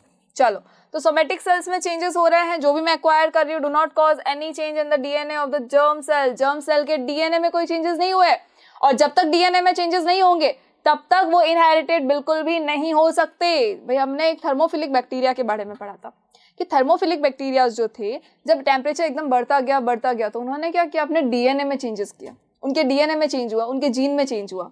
तो जब डीएनए में चेंज हुआ तो वो इनहेरिट हुआ। लेकिन हमारी बॉडी पे कहीं अगर गिर विर जाओगे, घाव वाव लग गया और बाई चांस वो अगर आपकी लाइफ टाइम के लिए रह गया वो घाव, तो भी वो इनहेरिट नहीं हुआ। क्यों नहीं हुआ? बिकॉज वो सिर्फ और सिर्फ हमारे सोमेटिक सेल्स में हुआ था, वो हमारे जर्म सेल में बिल्कुल भी नहीं हुआ था। जर्म सेल में कोई चेंज नहीं हुआ है, डीएनए में कोई चेंज नहीं हुआ है, और डीएनए में जब तक चेंज नहीं होगा तब तक वो चीजें इनहेरिट बिल्कुल भी नहीं हो सकती। तो एक्वायर्ड ट्रेट जो होते हैं वो कभी भी इनहेरिट नहीं होते हैं, कभी भी नहीं होते हैं। चलिए, so the next question is again, देखो इतना बड़ा सा क्वेश्चन आ गया। पिछली बार घबराए थे क्या? अरे मत घबराओ, बिल्कुल भी मत घबराओ, बहुत इजी क्वेश्चन है। लास्ट टाइम वाला जो फर्स्ट क्वेश्चन था हमारा, जो पिछला वाला जो हमने अभी पहले पढ़ा था, बहुत बड़ा सा था, लेकिन कितना इजी था ना, सेम वैसे ही ये भी बहुत ज्यादा इजी है। चलिए, तो एक बार इसको हम देख लेते हैं क्या ये बोल रहा है, उसके बाद हम देखेंगे आगे के क्वेश्चंस में क्या पूछा है और उनका आंसर आपको कैसे देना है। चलिए, Human body is made up of 5 important components, of which water is the main component. जिसमें से water जो है वो most important component है हमारा। किसमें से? भाई ह्यूमन बॉडी जो है वो 5 important component से बनी है, ठीक है। तो most important component is water. Body के अंदर जो वाटर है वो मोस्ट इंपॉर्टेंट कंपोनेंट है। पता ही है भाई, हमारी बॉडी जो होती है वो 75% पानी से बनी है ना, या 70% पानी से बनी, 70 ले लो 75 ले लो, अप्रॉक्स 70% 75% जो है हमारी बॉडी पानी से बनी है। Now food as well as portable water are essential for every human being. Food और पोर्टेबल वाटर, पोर्टेबल वाटर का मतलब होता है ड्रिंकिंग वाटर, जिसको कि आप पी सकते हो। तो पानी हो गया, फूड हो गया, ये सारी चीजें आपकी बॉडी के लिए बहुत ज्यादा इंपॉर्टेंट है। The food is obtained from plants through agriculture. Food कहाँ से आता है? तो वो एग्रीकल्चर से आता है, मतलब खेती वगैरह करोगे तो फूड आता है हमारे पास में, अदरवाइज नहीं आ सकता। Pesticides are being used extensively for a high yield in the fields. Fields के अंदर जो क्रॉप लगती है, जो यील्ड होती है, उसको जब हमें एक्स्ट्रा बढ़ाना होता है, जब हमें उसको हाई इंटेंस करना होता है, तो हम क्या करते हैं? पेस्टिसाइड्स का यूज करते हैं। बिकॉज जब भी आप फसल लगाते हो उसके अंदर ना कीड़े पड़ जाते हैं, तो किसान क्या करता है, फार्मर्स क्या करते हैं, उसमें पेस्टिसाइड्स डालते हैं। पेस्टिसाइड से क्या होता है, सारे जो कीड़े होते हैं वो सारे मर जाते हैं, और प्लांट्स को कोई भी डिजीज नहीं होती, और प्लांट्स जो है वो खराब भी नहीं होते हैं। These pesticides are absorbed by the plants from the soil along with water and minerals, and from the water bodies these pesticides are taken up by the aquatic animals and plants। अब क्या होता है, जो भी आप pesticide डालते हैं, जो फार्मर्स पेस्टिसाइड डाल देते हैं ना सॉइल के अंदर, सॉइल के अंदर जब मिनरल्स भी है, सॉइल के अंदर हम वाटर भी देते हैं साथ के अंदर, तो उस पानी के अंदर मिनरल्स तो घुलते ही हैं, साथ ही साथ जो पेस्टिसाइड्स है वो भी डिसॉल्व हो जाते हैं। और जब वो उसके अंदर डिसॉल्व हो जाएंगे तो प्लांट्स क्या करते हैं, उनको एब्जॉर्ब कर लेते हैं। प्लांट्स उनको एब्जॉर्ब कर लेंगे, और प्लांट्स उनको जैसे एब्जॉर्ब करेंगे तो क्या होगा, प्लांट्स ने एब्जॉर्ब किया, वही प्लांट का जो फ्रूट है, वेजिटेबल है, उसका कोई पार्ट है, वो हम खा रहे हैं, तो क्या वो हमारी बॉडी को नुकसान नहीं करेगा? 101% करेगा, बिल्कुल करेगा वो हमारी बॉडी को नुकसान। और सॉइल के अंदर जो अभी पेस्टिसाइड बचा है वो जब पानी के साथ में जाएगा, और एक टाइम के बाद जब वो वाटर बॉडीज तक पहुंच जाएगा, तो जो एक्वाटिक एनिमल्स है या जो एक्वाटिक प्लांट्स है वो भी उस पेस्टिसाइड को क्या करेंगे, एब्जॉर्ब कर लेंगे। सो उनको भी वो हार्म करेगा। As these chemicals are not biodegradable they get accumulated progressively at each trophic level. जैसे ही ये जो केमिकल्स है या ये जो पेस्टिसाइड्स है, ये बायोडिग्रेडेबल नहीं है। बायोडिग्रेडेबल नहीं है मतलब इनका डिग्रेडेशन नहीं हो सकता, इनको आप ब्रेक डाउन नहीं कर सकते, और जब इनका डिग्रेडेशन नहीं होगा, ये ब्रेक डाउन नहीं होंगे, तो ये तो कंटिन्यूअसली आगे से आगे चलते रहेंगे। कहाँ? ट्रॉफिक लेवल्स में। ट्रॉफिक लेवल्स बताया था, जो सबसे नीचे होता है वो कौन होता है, वो होता है प्रोड्यूसर्स।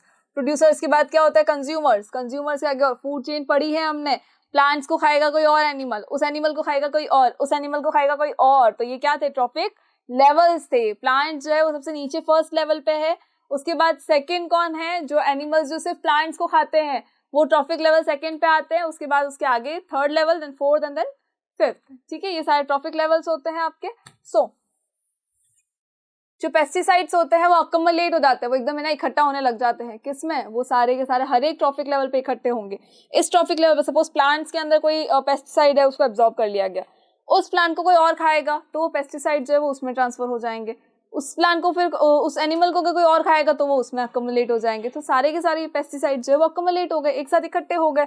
चलिए, so the maximum concentration of these chemicals get accumulated in our bodies and greatly affect the health of our mind and body. So जो मैक्सिमम कंसंट्रेशन होता है इन केमिकल्स का, जो सबसे ज्यादा कंसंट्रेशन होता है वो किसके अंदर चला जाएगा, वो अक्युमुलेट हो जाएगा हमारी बॉडीज के अंदर, हमारी मतलब ह्यूमन बीइंग्स की बॉडी के अंदर वो अक्युमुलेट हो जाएगा and greatly affect the health of our mind and body, और जो सबसे ज्यादा हमारी बॉडी को और हमारे माइंड को बहुत ज्यादा इफेक्ट करने वाला है। मतलब देखो, सारे पेस्टिसाइड्स जो है हर कोई एब्जॉर्ब कर रहा है, सबके अंदर अक्युमुलेट हो रहा है, लेकिन सबसे ज्यादा किस में होगा, ह्यूमन बॉडी के अंदर होगा। ह्यूमन बॉडी के वो माइंड पे भी इफेक्ट करेगा, वो उनकी बॉडी पे भी इफेक्ट करेगा। सारे के सारे केमिकल्स जो है सबसे ज्यादा ह्यूमन बॉडी में अक्युमुलेट क्यों होंगे, बिकॉज ट्रॉफिक लेवल का जो सबसे टॉप मोस्ट लेवल होता है वहां आते हैं हम, तो वहां आते हैं ह्यूमन बीइंग्स, दैट मीन्स कि वहां पे सारा क्या हो जाएगा, अक्युमुलेट हो जाएगा। So the next is questions. भाई पैराग्राफ हमने पढ़ लिया, पैराग्राफ को हमने समझ भी लिया, अब इसके बाद आते हैं हम क्वेश्चंस पे। क्वेश्चन क्या पूछ रहा है, Why is the maximum concentration of the pesticides found in human beings? चलो सेम क्वेश्चन आ गया, अभी बताया था जब ये लास्ट लाइन जो हमने पढ़ी थी कि सबसे ज्यादा जो कंसंट्रेशन है पेस्टिसाइड का वो ह्यूमन बीइंग्स के अंदर क्यों होता है, बिकॉज हम जो है ह्यूमन बीइंग्स जो है वो ट्रॉफिक लेवल पे सबसे टॉप मोस्ट लेवल पे आते हैं। भाई जो ट्रॉफिक लेवल्स पढ़े थे, ये आपका पूरा पिरामिड बना था, ट्रॉफिक लेवल्स के अंदर सबसे नीचे कौन थे, प्रोड्यूसर्स थे, उसके बाद कौन थे, कंज्यूमर्स थे, उसके बाद कौन थे, प्राइमरी कंज्यूमर यहाँ हो गए, फिर सेकेंडरी कंज्यूमर हो गए, फिर आपके टेरिटरी कंज्यूमर होंगे, और लास्ट के अंदर, ठीक है, तो लास्ट में सबसे टॉप मोस्ट वाला जो है वहां पर कौन है, वहां पर है ह्यूमंस, ह्यूमन बीइंग्स है वहां पर। और ह्यूमन बीइंग अगर सबसे टॉप मोस्ट पे है, इसका मतलब सबसे ज्यादा जो केमिकल का अक्युमुलेशन होगा, जो केमिकल्स इकट्ठा होंगे वो कहाँ होंगे, ह्यूमन बॉडी के अंदर होंगे। सो यही हमें आंसर भी लिखना है। सो हम एक बार आंसर भी इसका चेक कर लेते हैं कि हमें क्या आंसर लिखा है हमने। देखो फर्स्ट क्या है, why is the maximum concentration of pesticides found in human beings, human beings are at the top level in any food chain. कोई भी फूड चेन ले लो, कोई भी ट्रॉफिक लेवल ले लो, वो हमेशा टॉप मोस्ट लेवल पे रहेगा, इसीलिए उसके अंदर सबसे ज्यादा केमिकल्स जो होते हैं, सबसे ज्यादा पेस्टिसाइड जो होते हैं, उसका अक्युमुलेशन मिल जाता है। चलिए वापस से आ जाओ पीछे, क्वेश्चन एक बार देख लेते हैं हम। Give one method which could be applied to reduce our intake of pesticides through food to some extent। आपको एक मेथड देना है जिसकी वजह से आपकी बॉडी के अंदर जितना भी पेस्टिसाइड जा रहा है उसके इंटेक को आप कम कर सको। तो भाई हमें बोला जाता है ना, हाइजीन रखो। हाइजीन रखो मतलब जब भी फ्रूट्स या वेजिटेबल्स ला रहे हो तो उसको वॉश करो, फिर उसको यूज करो। अरे कोविड टाइम में तो सिर्फ यही किया है, कोविड टाइम में किया है ना, सारी वेजिटेबल्स को गर्म पानी से वॉश करना, फिर उसको फ्रिज में रखना, फिर उसको अच्छे से सुखा के रखना, वापस यूज करते टाइम फिर से उसको वॉश करना। तो बस यही काम करना है, और अगर यही करोगे तो हो सकता है कि पेस्टिसाइड जो है आपकी बॉडी के अंदर जितना जा रहा है उससे थोड़ा सा कम क्वांटिटी में वो आपकी बॉडी में जाए, तो कम आपको जो कम ही आपको हार्म करेगा। चलिए, various steps in a food chain represent. सारे फूड चेन जो होते हैं, जितने भी स्टेप्स है वो किसको रिप्रेजेंट करते हैं, फूड वेब को रिप्रेजेंट कर रहे हैं, या ट्रॉफिक लेवल को रिप्रेजेंट कर रहे हैं, या इकोसिस्टम को कर रहे हैं, या फिर बायो मैग्निफिकेशन को कर रहे हैं। आप सोचो, फिर बताती हूँ मैं इसका आंसर। चलिए, the next question is with regard to various food chains operating in an ecosystem, man is a. Various food chain का जो अंदर, जो इकोसिस्टम के अंदर जितने भी फूड चेन्स है, उन फूड चेन के अंदर मैन क्या है, कंज्यूमर है, प्रोड्यूसर एंड कंज्यूमर दोनों है, प्रोड्यूसर एंड डिकम्पोजर दोनों। तो इसमें सोचने की बिल्कुल ही जरूरत नहीं है। क्यों नहीं है? तो प्रोड्यूसर कैसे हो सकता है इंसान? भाई हमने क्या बोला, प्रोड्यूसर्स कौन होते हैं, पीपी। प्रोड्यूसर से क्या बना, प्लांट्स बना। प्रोड्यूसर से क्या बना, पी फॉर प्लांट। तो मतलब प्रोड्यूसर्स कौन होते हैं, हमेशा ओनली प्लांट्स ही होंगे, हमेशा सिर्फ और सिर्फ प्लांट्स ही अपना खाना खुद बनाएंगे और कोई नहीं बना सकता। तो प्रोड्यूसर्स कौन हुए, प्लांट्स हुए। तो क्या आदमी हो सकता है क्या, ह्यूमन बीइंग? बिल्कुल भी नहीं हो सकता। तो देखो यहाँ आ गया प्रोड्यूसर, यहाँ आ गया प्रोड्यूसर, यहाँ आ गया प्रोड्यूसर, तीनों हो गए कट, तो बचा कौन सा आपका कंज्यूमर। मतलब मैन क्या होता है, कंज्यूमर होता है, जो सिर्फ क्या करता है, कंज्यूम करता है। प्लांट ने जो फूड बनाया वो सिर्फ उसको क्या करेगा, कंज्यूम करने का काम करेगा। ठीक है, चलिए अब हम देखते हैं बाकी क्वेश्चंस को, बाकी क्वेश्चंस और उनके आंसर्स को एक बार देखते हैं कि इनके आंसर्स हमें कैसे लिखने हैं। तो फर्स्ट क्वेश्चन तो आपको क्लियर है। Come to the next question, give one method with which could be applied to reduce our intake of pesticides through food to some extent। ये तो पता है, वेजिटेबल्स को वॉश करो, फ्रूट्स को वॉश करके फिर यूज करो, ऑर्गेनिक फार्मिंग करो और बायो पेस्टिसाइड्स का यूज करो, और पेस्टिसाइड्स का यूज तो बहुत ही कम करो। इवन फर्टिलाइजर्स की जगह भी मैन्योर का यूज करो, सो दैट कि ऑटोमेटिकली आपकी बॉडी के अंदर ना केमिकल्स नहीं जाएंगे, और केमिकल्स नहीं जाएंगे तो आपकी बॉडी को वो हार्म भी नहीं करेंगे। द नेक्स्ट वन इज, चलिए, various steps in a food chain. जो जितने भी स्टेप्स होते हैं ना फूड चेन के अंदर, वो क्या होते हैं, तो वो ट्रॉफिक लेवल्स होते हैं। भाई ये जो सारे क्या, ये फूड चेन के स्टेप्स ही तो थे जो हमने पिरामिड पढ़ा था। तो ये क्या था, ये है ट्रॉफिक लेवल, मतलब trophic level is the answer. चलिए, with regard to various food chain operating in an, ये तो हमें पता है, ये क्या है, मैन क्या होता है, कंज्यूमर होता है, बिकॉज प्रोड्यूसर तो हो नहीं सकता। तो हमेशा ना एलिमिनेट करने की कोशिश करो। अगर एमसीक्यूज आता है तो उसको एलिमिनेट करो कि भाई प्रोड्यूसर वाला नहीं होगा, प्रोड्यूसर वाला नहीं होगा, फिर प्रोड्यूसर नहीं होगा, तो बात ही खत्म हो गई भाई, आंसर क्या है, कंज्यूमर।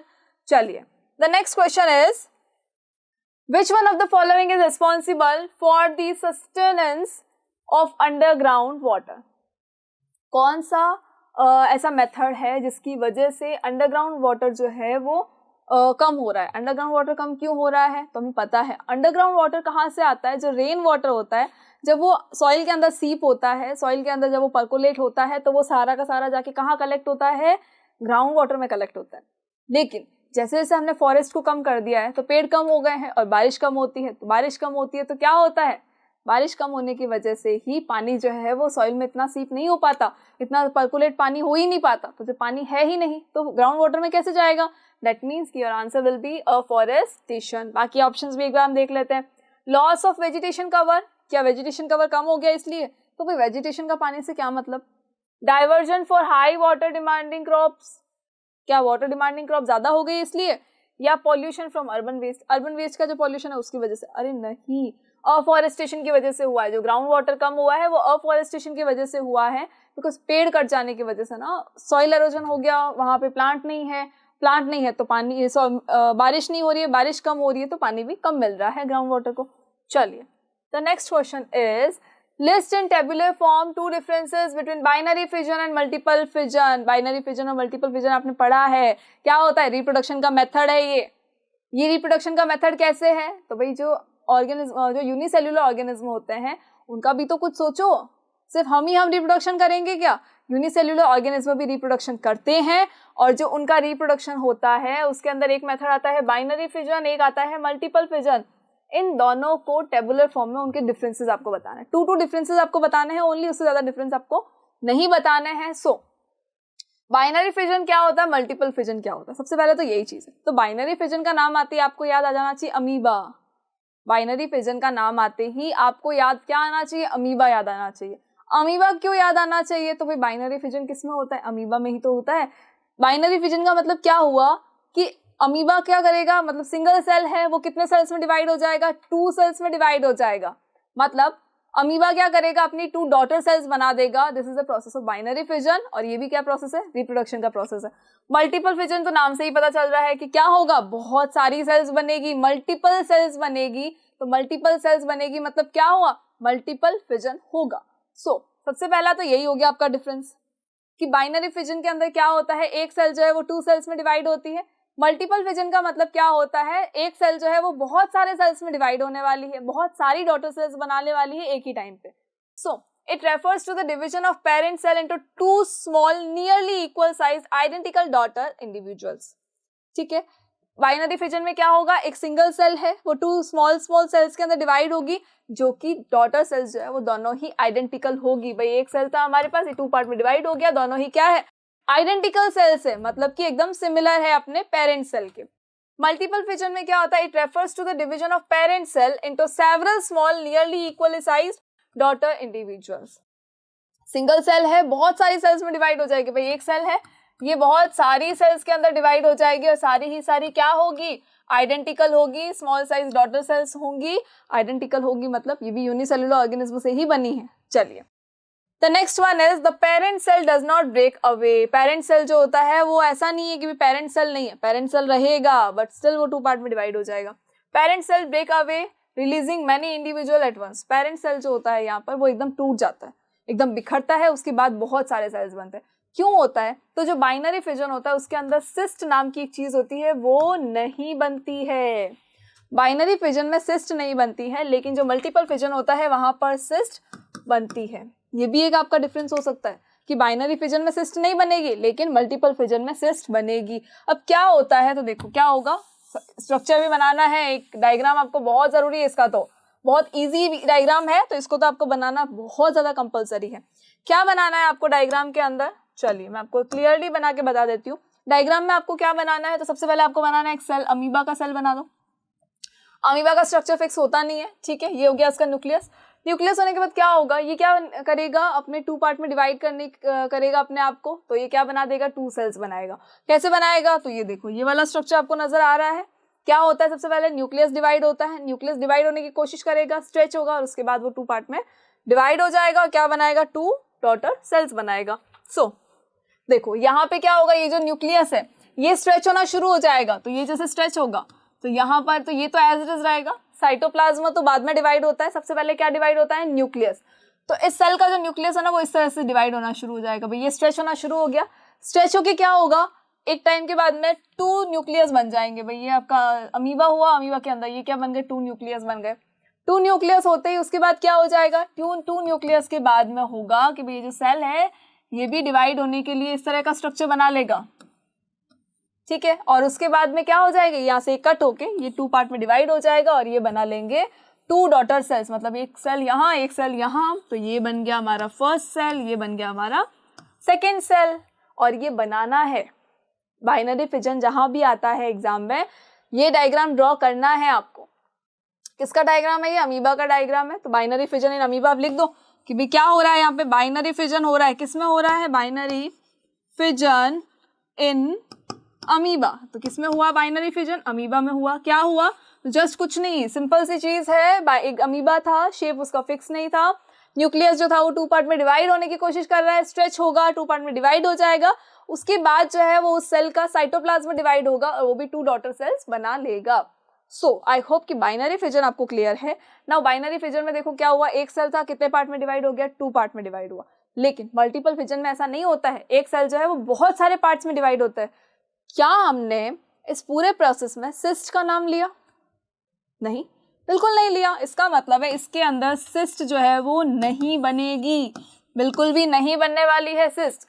इस प्रोसेस में बाइनरी फिजन के अंदर सिस्ट नहीं बनेगी, तो ये भी आपका क्या हो जाएगा, डिफरेंस हो जाएगा। अब जो आपको याद रहे उसमें से कोई भी 2 डिफरेंस लिख देना और आपको नंबर मिल जाएंगे। डायग्राम को भूलना नहीं बिल्कुल भी। चलिए अब हम देखते हैं मल्टीपल फिजन। मल्टीपल फिजन इन प्लाज्मोडियम। प्लाज्मोडियम क्या होता है, तो प्लाज्मोडियम एक ऐसा प्रोटोजोआ है जो क्या करता है, आपकी बॉडी के अंदर मलेरिया फैलाता है। सो क्या हुआ, आपकी बॉडी के अंदर देखो सबसे पहले क्या होगा, जो प्लाज्मोडियम है वो आपकी बॉडी में एंटर करेगा, किसके थ्रू, एक मॉस्किटो के थ्रू। आपकी बॉडी में प्लाज्मोडियम एंटर हो गया, प्लाज्मोडियम आते ही कहाँ जाएगा, लीवर सेल पे जाएगा, क्योंकि उस वहाँ पे क्या होता है, फूड बहुत ज़्यादा मिलता है, तो वो लीवर सेल पे चला गया। लीवर सेल में जाते ही सबसे पहले क्या करेगा, वो अपने आप के चारों ओर क्या बनाएगा, वो सिस्ट बनाएगा।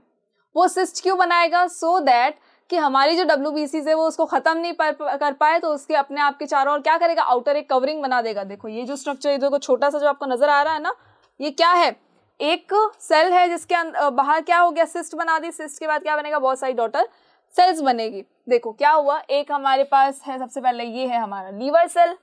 ये कौन सा सेल है, चलो मैं लिख देती हूँ यहाँ पे, ये कौन सा सेल है, ये है हमारा लीवर सेल। लीवर सेल के बाद क्या होगा, तो देखो क्या होगा, कुछ नहीं होगा, सिस्ट बन जाएगी, बस ये सिस्ट हो गई हमारी। ये क्या है, ये है सिस्ट।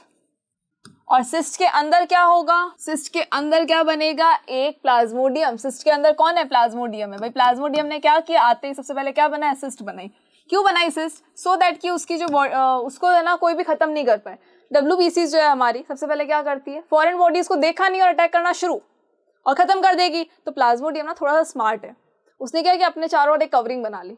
कवरिंग बनाते ही क्या हो जाएगा कि अब जो कवरिंग है वो उससे खत्म नहीं कर पाएगा, WBC उसको मार नहीं पाएगी।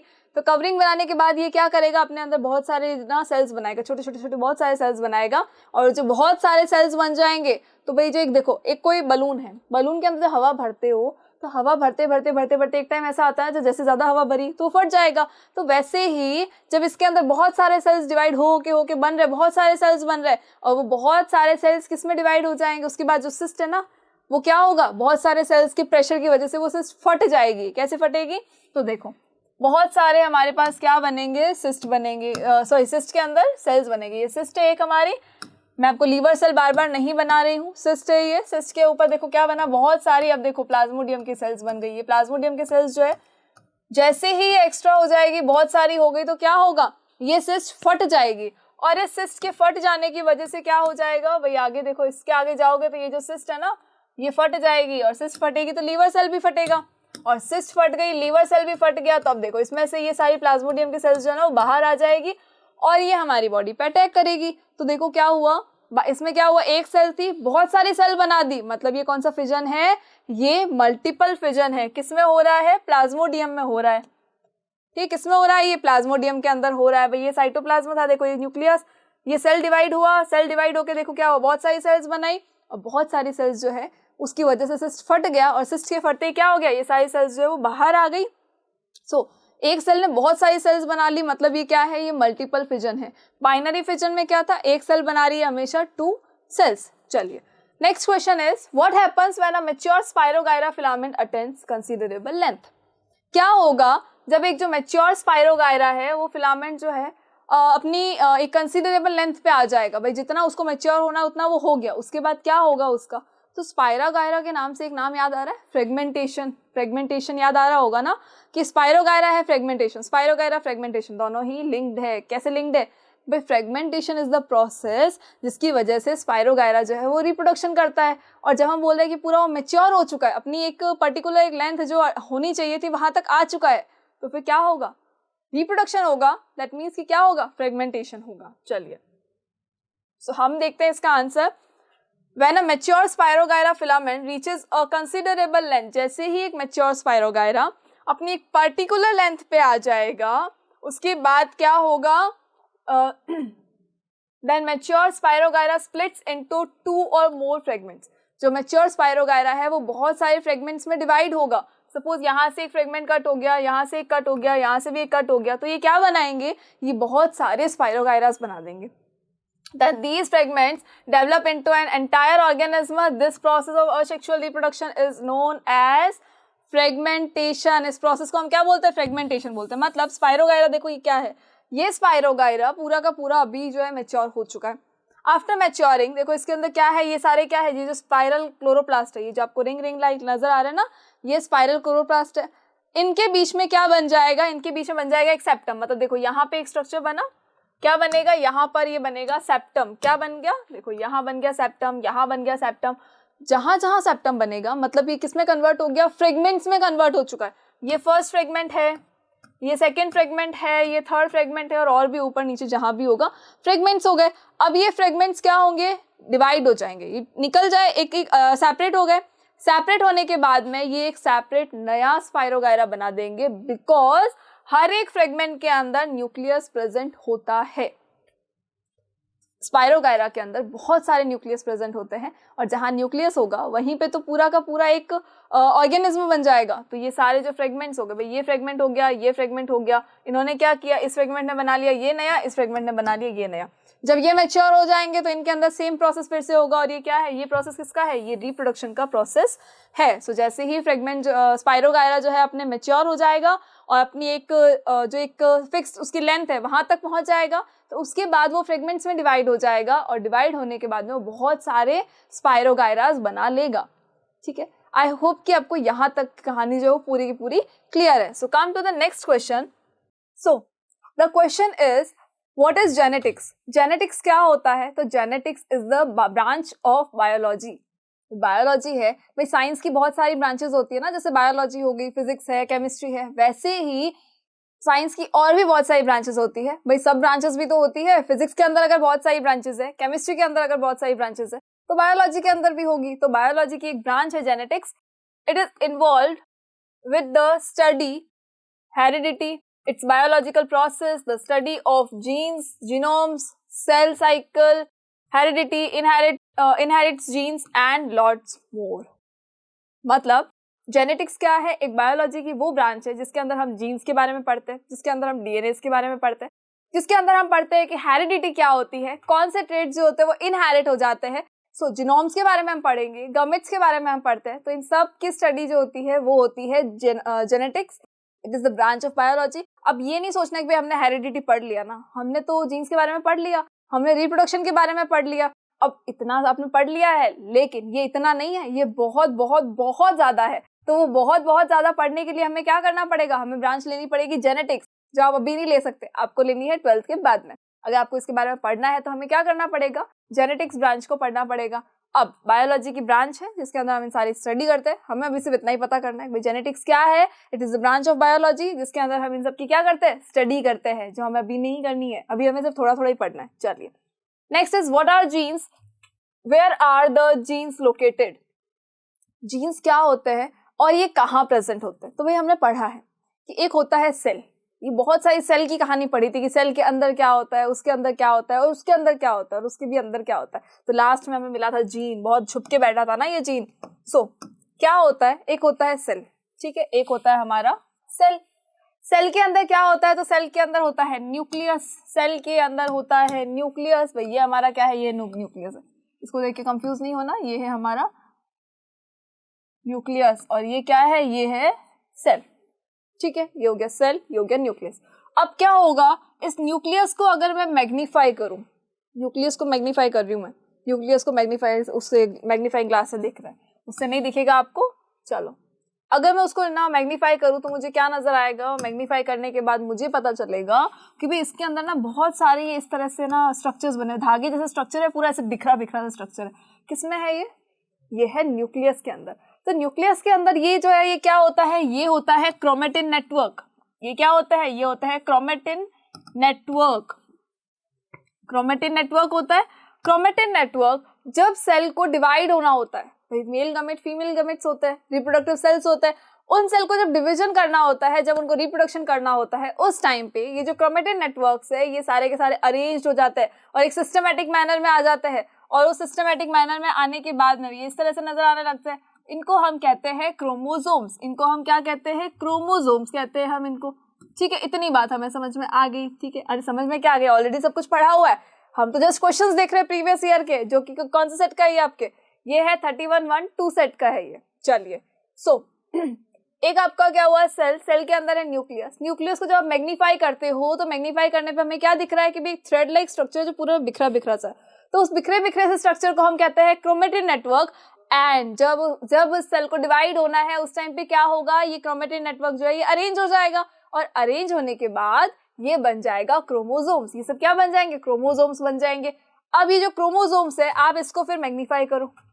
अरे कितने सारे मैग्नीफाई करेंगे? तो बहुत सारे करेंगे भाई, देखो अभी तो। चलो, हमें क्या करना है? इस क्रोमोसोम को हम क्या करेंगे? अगेन मैग्नीफाई करेंगे और मैग्नीफाई करके एक छोटा सा हिस्सा देखेंगे ना तो हमें ऐसे लगेगा कि अच्छा ये इस तरह का स्ट्रक्चर बना हुआ है। ये क्या है? ये है डीएनए। ये क्या है? डीएनए है।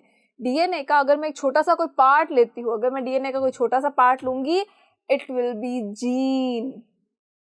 अब देखो क्या हुआ? सेल के अंदर क्या था? न्यूक्लियस। न्यूक्लियस के अंदर क्या था? क्रोमेटिन नेटवर्क, जिसने क्या बनाया? क्रोमोसोम बनाया। क्रोमोसोम के अंदर क्या है? डीएनए। डीएनए के अंदर क्या है? जीन। अरे कितना ज्यादा अंदर ही छुप के बैठा है।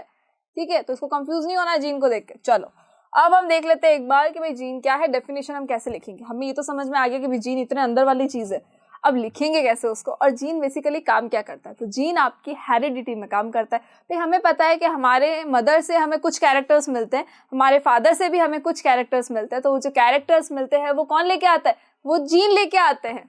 सो genes are segments of deoxyribonucleic acid. DNA का जो सेगमेंट होता है दैट विल बी जीन। जैसे कि हमने अभी देखा था कि भाई ये देखो, ये पूरा डीएनए है। डीएनए का अगर मैं सिर्फ एक सेगमेंट लेती हूँ तो इट विल बी जीन। ये क्या है? एक जीन है। जिसके अंदर एक पर्टिकुलर कैरेक्टर है, क्या पता ये वाला जीन आपकी आईज का कलर लेके आ जाए, हो सकता है ये आपके हेयर का कलर लेके आ जाए, या ये हो सकता है कि भाई ये जो नेक्स्ट वाला जीन है ये आपके हेयर का स्ट्रक्चर ले आए, कि वो हेयर जो है आपके स्ट्रेट होंगे या कर्लियर होंगे। तो ये कौन लेके आता है, ये इन्फॉर्मेशन लेके आता है आपके जीन्स। आपकी बॉडी का कलर कैसे होगा ये भी एक पर्टिकुलर जीन लेके आएगा, और सारे जीन्स को जब आप मिला देंगे और एक सीरीज बनाएंगे, इट विल बी डीएनए। ये जो देखो ये सीरीज बनी है ना, इसको हम कहते हैं डीएनए। ये अगर आपकी लेके आ रहा है कलर ऑफ आईज, ये अगर लेके आ रहा है कलर ऑफ आईज, भाई ये लेके आया मेरा कलर ऑफ आईज, ठीक है, इसने मुझे दे दिया कलर ऑफ आईज दे दिया। इसने मुझे दिया हेयर कलर, मेरा ये दे रहा है मुझे हेयर कलर, तो ये वाला जीन मुझे क्या देगा, हो सकता है ये मेरा बॉडी का कलर ले आए, मेरा स्किन कलर ले आए, स्किन का कलर ले आएगा, बॉडी का कलर ले आएगा। तो ये पॉसिबिलिटीज है कि हर एक जीन के पास में एक डिफरेंट प्रोटीन होता है जो आपकी बॉडी के एक डिफरेंट कैरेक्टर को लेके आता है, और कहाँ से लाता है, मदर और फादर से लाता है। चलिए, सो जीन क्या होता है, जीन है हमारा एक सेगमेंट है, एक इसका डीऑक्सीराइबोन्यूक्लिक एसिड डीएनए का सेगमेंट होता है that contain the code for a specific protein that functions in one or more types of cells in the body. ये क्या कर रहा है, आपकी बॉडी के अंदर जीन कौन है, आपकी बॉडी के अंदर जो जीन है वो क्या है, डीएनए का एक सेगमेंट है जिसके पास एक स्पेशल टाइप का प्रोटीन है, एक स्पेसिफिक प्रोटीन है जो किसी के पास में नहीं है, वो सिर्फ उसी के पास में है। और ये प्रोटीन क्या करता है, that function in the one or more types of cells in the body. ये या तो आपके एक सेल के अंदर फंक्शन करेगा या ये बहुत सारे सेल में फंक्शन करेगा, लेकिन जीन हमेशा क्या करते हैं, आपके कैरेक्टर्स को इनहेरिट करने में काम में आते हैं। चलिए, chromosomes are structures within cells that contain a person's gene. Chromosomes जो होते हैं वो कौन होते हैं, आपके एक पर्सन के, किसी पर्टिकुलर पर्सन के, मतलब आपके जीन को कैरी करने का काम करते हैं। And genes are contained in chromosomes which are in the cell nucleus. I hope कि आपको ये क्लियर है। इसको देखो अच्छे से, एक बार फिर से देख लो। क्या करा हमने, एक हमारे पास था सेल, सेल के अंदर था न्यूक्लियस, न्यूक्लियस को हमने क्या किया, मैग्नीफाई किया। मैग्नीफाई करने पे पता चला कि अच्छा उसके अंदर तो थ्रेड लाइक स्ट्रक्चर है, that is chromatin network. Chromatin network जब सेल डिवाइड होना होगा तो क्रोमेटिन नेटवर्क मिलके क्या बना लेंगे, क्रोमोसोम्स बनाएंगे। और ये क्रोमोसोम्स जो है इनको जब आप मैग्नीफाई करोगे तो पता चला कि इसके ऊपर क्या है, डीएनए है। वही डीएनए जिसके सेगमेंट्स जो है, उन एक पर्टिकुलर डीएनए के एक सेगमेंट को हम क्या कहते हैं, जीन कहते हैं। सारे जीन्स मिलके क्या बना रहे, डीएनए। एक पर्टिकुलर जीन के पास क्या होगा, एक पर्टिकुलर टाइप का, स्पेशल टाइप का प्रोटीन होगा जो आपकी बॉडी का कोई एक पर्टिकुलर कैरेक्टर लेके आया होगा। ठीक है, क्लियर है ये चीज। जीन कहाँ लोकेटेड होते हैं, तो क्रोमोसोम्स के अंदर होते हैं। क्रोमोसोम कहाँ है, न्यूक्लियस के अंदर है। क्या होता है, डीएनए का एक सेगमेंट है। ये काम क्या करते हैं, कैरेक्टर्स को इनहेरिट करने में काम में आते हैं। चलिए, तो आई होप कि आपको ये क्लियर हो गया है। तो ये क्वेश्चन आपको क्लियर हो गया। नेक्स्ट क्वेश्चन एक बार देखते हैं क्या है। State and define 3 factors responsible for the rise of a new species. एक नई स्पीशीज का अगर राइज होता है तो उसके लिए कौन से फैक्टर्स जो है वो रिस्पॉन्सिबल है। भाई एक स्पीशीज चल रही है, ठीक है, उस एक स्पीशीज से बहुत सारी स्पीशीज बन गई। क्यों बन गई, कौन सी चीज थी ऐसी, क्या चीज चेंज हो रही थी जिसकी वजह से ये बहुत सारी स्पीशीज में कन्वर्ट हो गई। चलिए, तो हम देखते हैं इसके आंसर के बारे में कि हमें आंसर कैसे लिखना है। भाई इतना तो हमें पता है कि हो सकता है कि एक स्पीशीज थी, यहाँ से उस स्पीशीज में से कोई कुछ जो ऑर्गेनिज्म थे वो उस स्पीशीज के ऑर्गेनिज्म कहीं और जाके रहने लग गए। जब वो कहीं और जाके रहने लगे तो वहाँ का एनवायरनमेंट पूरा चेंज था। उनकी बॉडी का जो जीन था उसके अंदर वो चेंजेस आना शुरू हो गए। और जब आगे आगे आगे रिप्रोडक्शन होता गया तो एक लास्ट के अंदर एक ऐसी स्पीशीज बन गई जो पहले वाली स्पीशीज से बिल्कुल भी मिलती जुलती नहीं थी, वो एकदम ही उससे डिफरेंट हो गई। तो एक नई स्पीशीज का बॉर्न हो गया। नाउ देखो क्या होता है, geographical isolation of a population caused by variation types of barrier possibilities है। Various types of barriers, not variation, various types of barriers, जैसे कि माउंटेन रेंजेस हो गए, रिवर्स हो गई, एटसेट्रा। अब सपोज ऐसा हो गया कि भाई एक स्पीशीज थी, चलो यहाँ पर देखते हैं हम, इसके अंदर क्या है, बहुत सारी, ये देखो ये स्पीशीज है आपकी, ये एक एरिया है, ठीक है, ये एक पर्टिकुलर रीजन है। इसके अंदर ना बहुत सारी एक ही स्पीशीज के बहुत सारे लोग यहाँ रहते हैं, बहुत सारे मेंबर्स जो है वो एक ही स्पीशीज के यहाँ रह रहे हैं, ठीक है, ये इतने सारे रह रहे हैं मेंबर्स। अब इन मेंबर्स में से क्या हुआ, कुछ मेंबर्स जो थे उन्होंने अपनी जगह चेंज कर ली, कुछ मेंबर्स जो थे वो कहीं और जाके रहने लगे, कुछ मेंबर्स जो थे वो कहीं और जाके रहने लगे। भाई इन्होंने क्या किया, यहाँ पे अपना घर बना लिया। यहाँ से ये 4 मेंबर्स जो थे वो हटे यहाँ से, और इन्होंने क्या किया, अपना घर जो है वो वहां जाके बना लिया। अब क्या होगा, यहाँ की क्लाइमेटिक कंडीशन डिफरेंट है, वहाँ की क्लाइमेटिक कंडीशंस भी क्या है, डिफरेंट है। जब क्लाइमेटिक कंडीशन डिफरेंट है तो एक टाइम के बाद क्या होगा, इनके अंदर डीएनए में चेंजेस हो रहे हैं, हेरिडिटी भी हो रही है कंटिन्यूअसली, लेकिन जब एक टाइम के बाद, बहुत सारी रिप्रोडक्शंस के बाद जो आगे की जनरेशन होगी उसके अंदर से एक नई जनरेशन निकल के आएगी, एक नई स्पीशीज निकल के आएगी। और जब वो स्पीशीज सोचेगी कि यार हमारे जो एंसेस्टर्स थे वो उस जगह से आए थे और हम जाके एक बार चेक करके आते हैं, मिल के आते हैं वहाँ के लोगों से, तो ये अगर जब वापस आएंगे तो ये बिल्कुल ही बदले हुए होंगे, इनका सब कुछ चेंज हो चुका है, ये बदले हुए हैं और ये बदले हुए हैं, इसका मतलब ये इनसे मैच बिल्कुल भी नहीं करेंगे। सो क्या हुआ, एक नई स्पीशीज का बॉन्ड हो गया। फिर जियोग्राफिकल आइसोलेशन ये हो सकता है, पॉसिबिलिटीज है ये कि ये जियोलॉजिकल आइसोलेशन हो जाए, जिसकी वजह से क्या हो गया, उसकी वजह से एक नई स्पीशीज का बॉन्ड हो गया। दैट मीन हो सकता है कि भाई एक एरिया था, वहां पे बीच में रिवर आ गई, रिवर के आते ही क्या हुआ, दो पार्ट में डिवाइड हो गए, आधे इधर आधे इधर, तो आधे आधे होने की वजह से क्लाइमेटिक चेंज, उसकी वजह से उनके डीएनए में चेंज, और डीएनए में चेंज हो गया, इसका मतलब एक नई स्पीशीज का बॉन्ड हो गया। तो जो पर्टिकुलर जिस एरिया से ये लोग आए थे उस एरिया का क्लाइमेट की बात नहीं कर रहे, हम दूसरी जगह की बात कर रहे हैं। भाई हमारे इंडिया का क्लाइमेट और बाहर अगर फॉरेन कंट्रीज का क्लाइमेट देखो तो क्या वो सिमिलर है, क्या बिल्कुल भी नहीं है, चेंजेस है। चलिए, the geographical isolation leads to reproductive isolation due to which there is no flow of genes between separated groups of population। उसके बाद क्या होगा, जो separated group of population बन चुकी है ना, उनके अंदर कोई भी जीन का ट्रांसफर नहीं होगा, जीन फ्लो नहीं होगा। मतलब जो एक पॉपुलेशन जो पहले की थी ये प्रीवियस वाली है और ये है लास्ट वाली, ठीक है, आफ्टर वाली है। चलिए, ये आफ्टर बिफोर वाला सीन हो गया, ये बिफोर वाली है और ये है आफ्टर वाली, बिफोर आफ्टर वाला सीन हो गया, ठीक है। पहले की जो जनरेशन है ये जनरेशन थी ब्लू कलर की, अभी की जो जनरेशन है वो जनरेशन है हमारी ग्रीन कलर की। अब क्या हुआ, ये चेंज है वो भी चेंज है, दोनों के अंदर जीन फ्लो नहीं हो सकता, मतलब दोनों का रिप्रोडक्शन बिल्कुल भी पॉसिबल नहीं है, दोनों का रिप्रोडक्शन पॉसिबल नहीं है, मतलब दोनों का कोई भी कॉम्बिनेशन नहीं हो सकता है, ठीक है। ये तो हुआ हमारा पहला factor. Second factor is genetic drift. Genetic drift की वजह से भी क्या होता है, ड्रास्टिक चेंजेस आ जाता है फ्रीक्वेंसीज ऑफ पर्टिकुलर जीन में, सो दैट कि उसके अंदर भी क्या हो जाएगा, वही जीन फ्लो नहीं होगा और नेक्स्ट स्पीशीज जो है वो बन जाएगी। Variations caused in individuals due to natural selection, natural selection की वजह से भी हो सकता है। थर्मोफिलिक बैक्टीरिया के बारे में पढ़ा था, थर्मोफिलिक बैक्टीरिया में क्या था, उससे स्पीशीज चेंज हुई थी, अरे उससे स्पीशीज चेंज नहीं हुई थी क्योंकि उसके अंदर कोई नेचुरल सिलेक्शन नहीं था। लेकिन हमने बीटल्स के बारे में पढ़ा था, बीटल्स के बारे में पढ़ा था, और वो जो बीटल्स थे उसके अंदर क्या था, बीटल्स जो थे उनको क्रो खा रहा था, जो रेड बीटल्स थे उनको क्रो खा रहा था, इसीलिए उनके क्या हुआ, उनके अंदर बॉडी के अंदर चेंजेस हुए और कुछ ग्रीन बीटल बने। ग्रीन बीटल को क्रो देख ही नहीं पाया तो वो खा ही नहीं पाया उनको, और जब वो उनको खा ही नहीं पाया तो क्या हुआ, ग्रीन बीटल्स तो सर्वाइव कर गए लेकिन रेड बीटल्स जो थे वो खत्म हो गए। तो it is natural selection, nature आपको सेलेक्ट करती है जिंदा रहने के लिए, तो नेचुरल सिलेक्शन से भी क्या हो सकता है, स्पीशीज का चेंज हो सकता है।